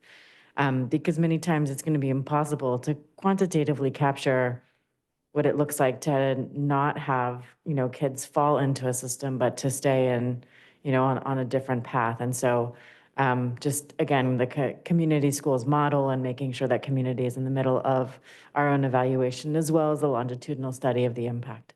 Thank you so, so much. Thank you. And I think that's it from us. Thank you for that presentation and for taking all your time and for staying here so late.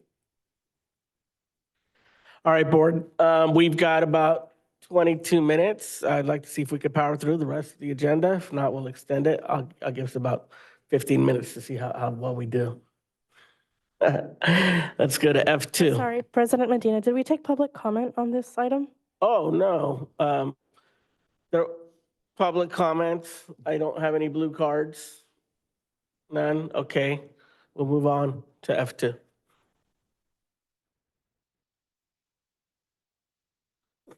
So this is a first read and possible waiver of second read of Board Policy 6158. And if we could keep it brief. Will do. Good evening, President Medina, Superintendent Trinnell, members of the board, students, staff, and community of Santa Rosa City Schools. As required and when appropriate, we bring board policies to the board for revisions. This particular board policy 6158 was last revised. Hold on a sec. Could we keep it down there? We can't hear. Please, thank you. All right, continue. This particular board policy, which governs our independent study, was last revised in May of 2017. And now it's been revised now to match education code, and based on the recommendations provided by the California School Board Association, changes coming out of COVID so that we can better support our students and to ensure clarity and program effectiveness. We're open to any questions that you may have on this. Questions, board? Seeing none, we'll go to public comment. No blue cards? There are no blue cards. All right, is there any other comments? None? Thank you. Action for the board, is there a motion?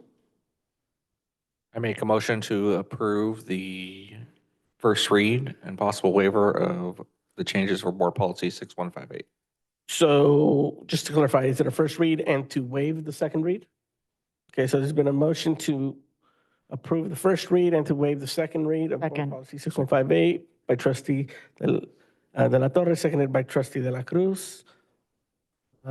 Any comments? Vote? Student Board Member Rao, Aye. Trustee De La Torre, Aye. Trustee De La Cruz, Aye. Trustee Sheffield, Aye. Trustee McNally, Aye. Trustee Manieri, Aye. Trustee Flores, Aye. President Medina. Aye. Thank you. Now we'll move on to item F3, updates to the COVID-19 Safety Handbook.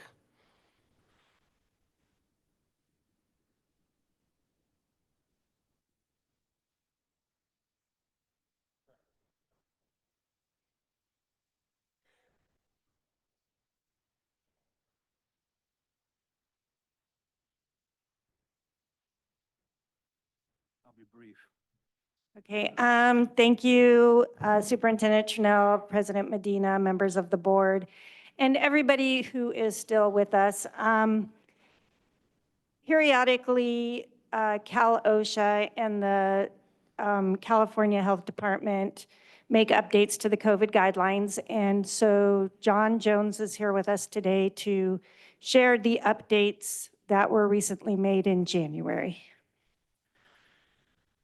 Good evening, President Medina, Superintendent Tornell, members of the board, and of course, Ms. Martin.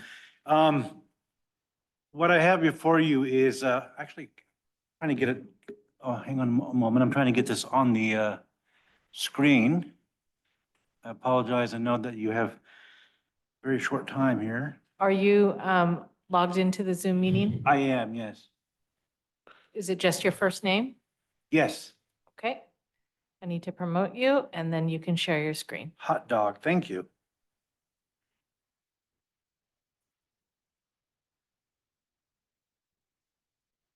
I believe I might be on. Am I? I apologize. I am not seeing the, okay. Well, it's super brief, assuming you've had an opportunity to review what was submitted the past week in terms of the updates to the COVID safety handbook and our protocols and COVID mitigation efforts. CDPH and Cal OSHA joint issued a health and safety executive summary a few weeks ago that covered specifically 2 points with regards to our COVID safety. Point one being a redefinition of infectious period, and then secondarily, a narrowing of criteria by which they would recommend those individuals would test. So I do want to unpack those briefly for you because they are incorporated into the draft of the handbook that if you approve tonight can be activated tomorrow to be our foregoing protocols moving forward in SRCS. The redefinition of infectious period has now been reduced to, it's variably directive based on symptomatic presence. Those who have symptoms now are considered to be within an infectious period within 24 hours of day 0, which is the day of symptomatic onset. And in that regard, they would be required to isolate, quarantine for a minimum of 24 hours, after which point they can then resume work duties, come back to campus and so forth, so long as they are at least 24 hours fever-free without the use of fever-reducing medications. And any other remaining symptoms are at least improving or are mild and improving. So it reduces that 5-day quarantine down to at least 24 hours, and then from that point based on the presence of fever. For those who are asymptomatic, there is no longer any isolation or quarantine period at all. So that is a fairly significant change. But based on the metrics we have with wastewater assessments and hospitalizations and mortality, we are now sort of at this consistent dull hum that says COVID is going to be with us, but we're no longer in crisis mode. It's a matter of management. And one of those management factors, of course, is being very directive in terms of our recommendations for testing. So while they've narrowed down the criteria to not necessarily be this broad-based approach of testing everyone, they strongly urge those who have symptoms to test, and then very specifically those who are close contacts, but more explicitly are themselves prone to severe risk of health issues, or have themselves close contacts in their home or family or workplace that are of severe risk for health issues, compromise. So those are the two factors have been implemented into the draft of the COVID safety handbook for your review and approval. Thank you. Any questions, board members? Seeing none, is there any public comment? Any blue cards? I There are don't- no blue cards. Hot dog. What? No blue cards. I apologize. I'm sorry. Okay, board members, is there a motion to approve the updates to the COVID-19 safety handbook? So moved. Moved by trustee De La Cruz. Is there a second? Seconded by trustee Sheffield. No comments, to the vote. Student Board Member Rao. Aye. Trustee De La Cruz. Aye. Trustee Sheffield. Aye. Trustee McNally. Aye. Trustee De La Torre. Aye. Trustee Manieri. Aye. Trustee Flores. Aye. President Medina. Aye. Okay, now we will move on to item you. F4, approval of the provisional internship permit application for Maleni Carrillo Gomez. Okay, thank you. I'm bringing forward to you today the provisional internship program permit, for Melanie Carrillo Gomez to be a TK SDC RSP teacher at Burbank Elementary School. Move to approve the PIP for Marlene Carrillo Gomez. Second. Moved by trustee De La Cruz, second by trustee Flores. Is there any comments, questions? None? Okay, any public comments? No blue cards, to the vote. Student Board Member Rao. Aye. Trustee De La Cruz. Aye. Trustee Flores. Aye. Trustee Sheffield. Aye. Trustee McNally. Aye. Trustee De La Torre. Aye. Trustee Manieri. Aye. President Medina. Aye. Thank you. We'll now move on to item F5, the second read of Board Policy 6163.2, animals at school. Okay, thank you. At the last board meeting, I brought forward this new board policy in AR. It was asked if I had collaborated with the bargaining units on this particular board policy.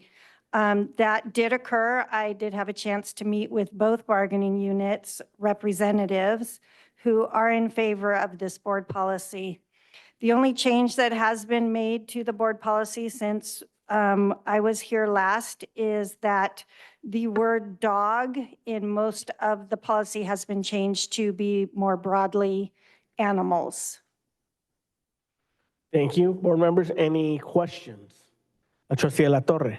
I did have one person bring up a comment about the language, including being available prior to a crisis. Is that something we need to reword? Is that something that's incorporated in the language that's currently being reviewed for action? So it wouldn't be just after a crisis or a traumatic event, but also prior, so that therapy dogs, as long as they're licensed and registered, are available to students on campuses. So the language has not been changed in the board policy. However, if there was an instance where it was identified that a particular student needed a specific intervention and there was a therapy dog accessible or available to be called in, then that is something that the site administrator could agree to have the dog brought in for that particular student. I'd like to amend to include comfort to students before a crisis or traumatic event. Where that becomes difficult, and I understand the reasoning for it, is that that would necessitate that an animal be on campus at all times, just in case there might be a situation where a student needed an intervention. I want to make sure that those folks that do have a support dog or a therapeutic sort of dog have the ability to not only bring them to school, but to have, to train them, because it takes about a year to train a dog. And adding this language, I think it will be important to make sure that they're accessible while they're being trained, and not exclude those folks that have the ability to bring dogs that are in a therapeutic sort of setting. The caveat being a therapeutic sort of setting, right? So I would like to add that language. It's only a sentence extra to include. And with that, I'd like to maybe ask to extend the meeting for about 15 more minutes, because it looks like we have like three more comments. To 10, can we get to 10:30? I think we'll finish before that. Second. I mean, yes. Me too. No. Adelante. So could you please read your sentence again? To include, I need to look at the exact language. We would need to know where the language placement. Right. Let me pull that up. As Trustee Flores or Clerk, Vice President Flores is doing that, we have worked with our attorneys on the language that we are presenting to you. So I would almost want to make sure that we ask that we give more time to bring this back to the board. It is not a requirement that we have any of these types of animals on our campuses.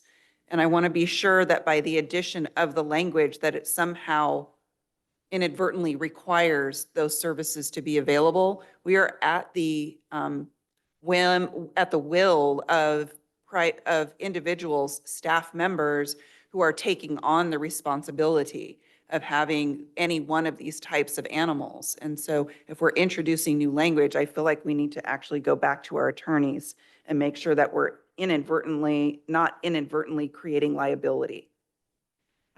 Sorry, I was going to bring up the same question and comment about therapy animals during, before, after a crisis. And the last sentence in section B says that therapy animals must be approved by the superintendent or designee before they can be permitted on campus. So either way, whether it's during, before, or after, that is still at the discretion of the superintendent or designee. So I don't see that impacting or necessitate that there be an animal on campus at all times, because it's to the discretion of the superintendent or designee. So I just wanted to point that out. I don't think it would have an impact, but understand if we need to pass it by our attorneys. Ditto. So where are we? Go ahead. Just for clarity, suggesting that the language that's being suggested would be fine, or, okay. Yeah, Just I don't, where is it it going doesn't, to it be doesn't inserted? create a requirement that a dog always be, or an animal always be present. It just allows for a broadening of the circumstances under which the superintendent would be asked to approve the presence of a service animal or a therapy animal. It's under section B that Trustee Manier was talking about. At the end of the sentence where it says,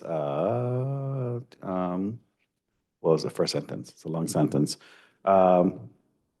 And emotional benefits to students and employees in the event of a crisis or traumatic event on campus, period. And then I like to include comfort to students before a crisis or traumatic event happens. You'll have to wordsmith up that a little bit.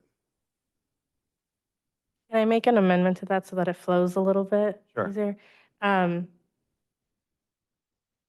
provide physical, social, and emotional benefits to students and employees before, during, or after an event of employees before, during, or after a crisis or traumatic event on campus. I love that. Thank you. Okay, so there wasn't a motion, there's just an amendment to the language.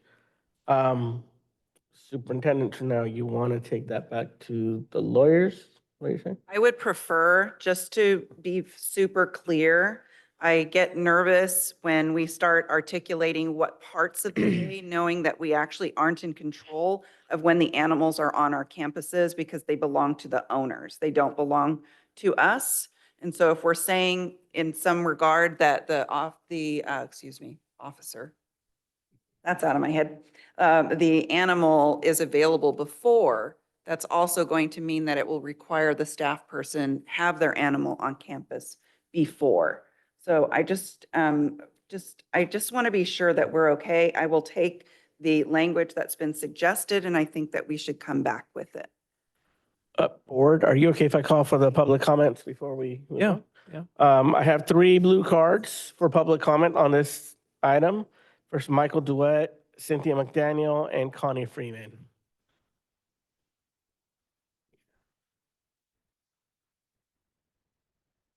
Are you Michael? Yeah. All right, thank you, Michael.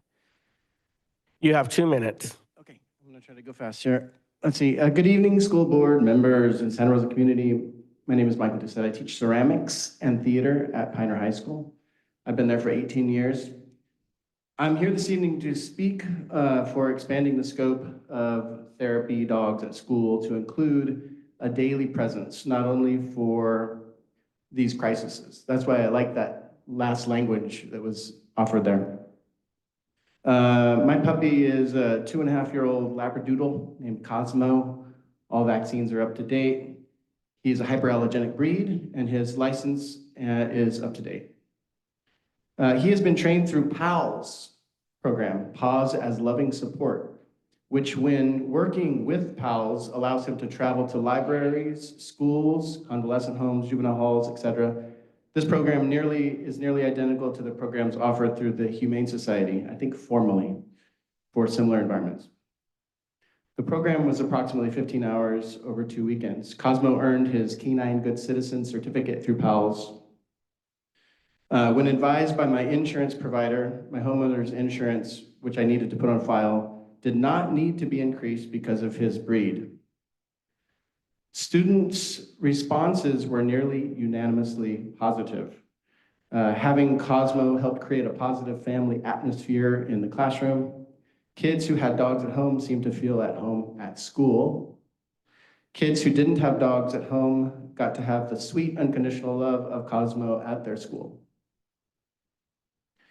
My students with anxiety were at times calmed by Cosmo's unconditional love and fluffy hair. My theater students benefited from howling on stage with him to break the ice. From my experience, we need more therapists, restorative specialists, counselors for our current population. We need teaching credentials to include mental health training to meet students where they are. But until that time. Thank you, Michael. Your 2 minutes are up. Next, I have Cynthia McDaniel, followed by Connie Freeman. Thank you, Cynthia McDaniel. That's me. Yeah. And thank you for considering this and opening it up. I would just suggest eliminate any qualifier to the therapy dog. Therapy dogs or comfort dogs used on campus can provide physical, social, and emotional benefits to students and employees, period. Then you don't have to qualify events at all. Love that. I am asking you to consider under what circumstances they should be allowed. Over the last couple of years, we've had so many serious traumatic events, and so many students spoke to the ongoing anxiety and what can be done about it. Seems kind of simple, but dogs can really, really help. The stress that these kids are going through, they just don't know how to deal with it. A properly trained social therapy dogs have been shown to level stress and anxiety, boost academic engagement, and foster positive relationships. I'm a general ed elementary teacher with such a dog, also trained by PALS. Last year, she was able to come on campus, and the difference she made in my students was remarkable. Children, even very young ones, are under an incredible amount of stress. One such child came into my room full of anger and self-loathing. He would lash out at adults and other children and call himself horrible names. He was very hard for me to reach, but Ellie, my dog, reached him. Her acceptance of him and the simple affection they could exchange reached this boy's heart. It wasn't an overnight miracle, but he became calmer and functional in the classroom. That's an extreme example, but other children also noticeably calmed in her presence, whether they were reading to her or just giving her a pat as they entered the room to begin their academic work. We can be reactive and discipline, or we can be proactive and help them calm before it gets out of hand. Thank you, Cynthia. Next, we have Connie Freeman. I'm a school psychologist in the elementary schools. I work at Burbank and Proctor Terrace. I've been doing this for 30 years. I have a therapy dog that was just certified. It's a Cavalier King Charles Spaniel, and I've been polling kids all fall. Would you like this dog here? And it's unanimous. They would love to have him there. I do counseling and I also do assessments, and I see such a need to have such a gentle presence there to lend a sense of comfort and connection. I'll just give a quick story. A previous speech therapist I worked with had a Labradoodle therapy dog, and she had a student who was diagnosed with selective mutism, 5-year-old girl. And she started speaking in the dog's ear. And that was the road to starting to speak all the time to everybody. So these dogs are like miracle workers. We don't need to pay them anything, and they do it out of love. So I hope you really think about this and expand the use of these dogs in the schools, because they are truly amazing. Thanks. Thank you, Connie. Back to the board. Go ahead, Trustee McNally. I just want to say that I agree that we shouldn't limit ourselves to crisis events, especially since there is the caveat of needing to be approved by the superintendent or designee. Since we are requiring approval, I don't see why we can't open up the possibility of a daily presence. You know, if there are no students who have a fear of dog, no students who are allergic, if dog is not creating a distraction, then I think we should allow that possibility. So are you asking to amend what I proposed? I think I like your language up there. Do you mind repeating that? Just So- removing the qualifier of any crisis or traumatic event and just saying for therapeutic purposes, period. Period. Okay. Any other comments or suggestions? So I think, Brenda and Trinell, you've captured what the board has suggested. So I think we'd need a motion to table, I would say to table to the February 28th meeting. Is there a motion to table this item till then? I move to bring this back on the February 28th meeting. Moved by Trustee Sheffield, seconded by Trustee De La Cruz. Third reading. To the vote? Student Board Member Rao. Aye. Trustee Sheffield. Aye. Trustee De La Cruz. Aye. Trustee McNally. Aye. Trustee De La Torre. Aye. Trustee Manieri. Aye. Trustee Flores. Aye. President Medina. Aye. All right, so now we will move on to consent items. I need a motion on items G2 through 4 and 6 through 19. I move Move. items G2 through 4 and G6 through 19. Second. Moved by Trustee Manieri, seconded by Trustee Sheffield. Vote? Student Board Member Rao. Aye. Trustee Manieri. Aye. Trustee Sheffield. Aye. Trustee De La Cruz. Aye. Trustee McNally. Aye. Trustee De La Torre. Aye. Trustee Flores. Aye. President Medina. Aye. Now, I pulled F5 because G5, I'm sorry, thank you. I need to abstain on contract number 9 with the Lime Foundation. This is a contract where the LC Allen Foundation will fund this program, and I work for the LC Allen Foundation, so I was going to recuse myself from that specific contract. So I'm wondering if we could entertain a motion to approve contracts 1 through 8 and 10 through 15. So moved. Second. Moved by trustee De La Cruz, seconded by trustee Sheffield. Student Board Member Rao, Aye. Trustee De La Cruz, Aye. Trustee Sheffield, Aye. Trustee McNally, Aye. Trustee De La Torre, Aye. Trustee Manieri, Aye. Trustee Flores, Aye. President Medina. Aye. Now, is there a motion to approve contract number 9, Lime Foundation, Next Gen Trade Academy? So moved. Second. Moved by trustee De La Cruz, seconded by trustee Manieri. Vote? Student Board Member Rao, Aye. Trustee De La Cruz, Aye. Trustee Manieri, Aye. Trustee Sheffield, Aye. Trustee McNally, Aye. Trustee De La Torre, Aye. Trustee Flores, Aye. President Medina. Abstain. Now we will move on to item H1, approval of the minutes of the regular board meeting held on January 24th. Is there a motion? So moved. Moved by trustee Manieri, seconded by trustee Sheffield. On the vote? Student Board Member Rao, Aye. Trustee Manieri, Aye. Trustee Sheffield, Aye. Trustee De La Cruz, Aye. Trustee McNally, Abstain? Trustee De La Torre, Aye. Trustee Flores, Abstain. President Medina. Aye. Are there any board member requests for information? None? Just an understanding of when we would get an update on the actions related to an alternative site plan. Okay. And any others? Okay. Seeing no other board member requests for information, J information items are listed there on the agenda. And we are now almost adjourned. Anything else, Superintendent Trudeau? All right, let's call it a night. Happy Valentine's Day while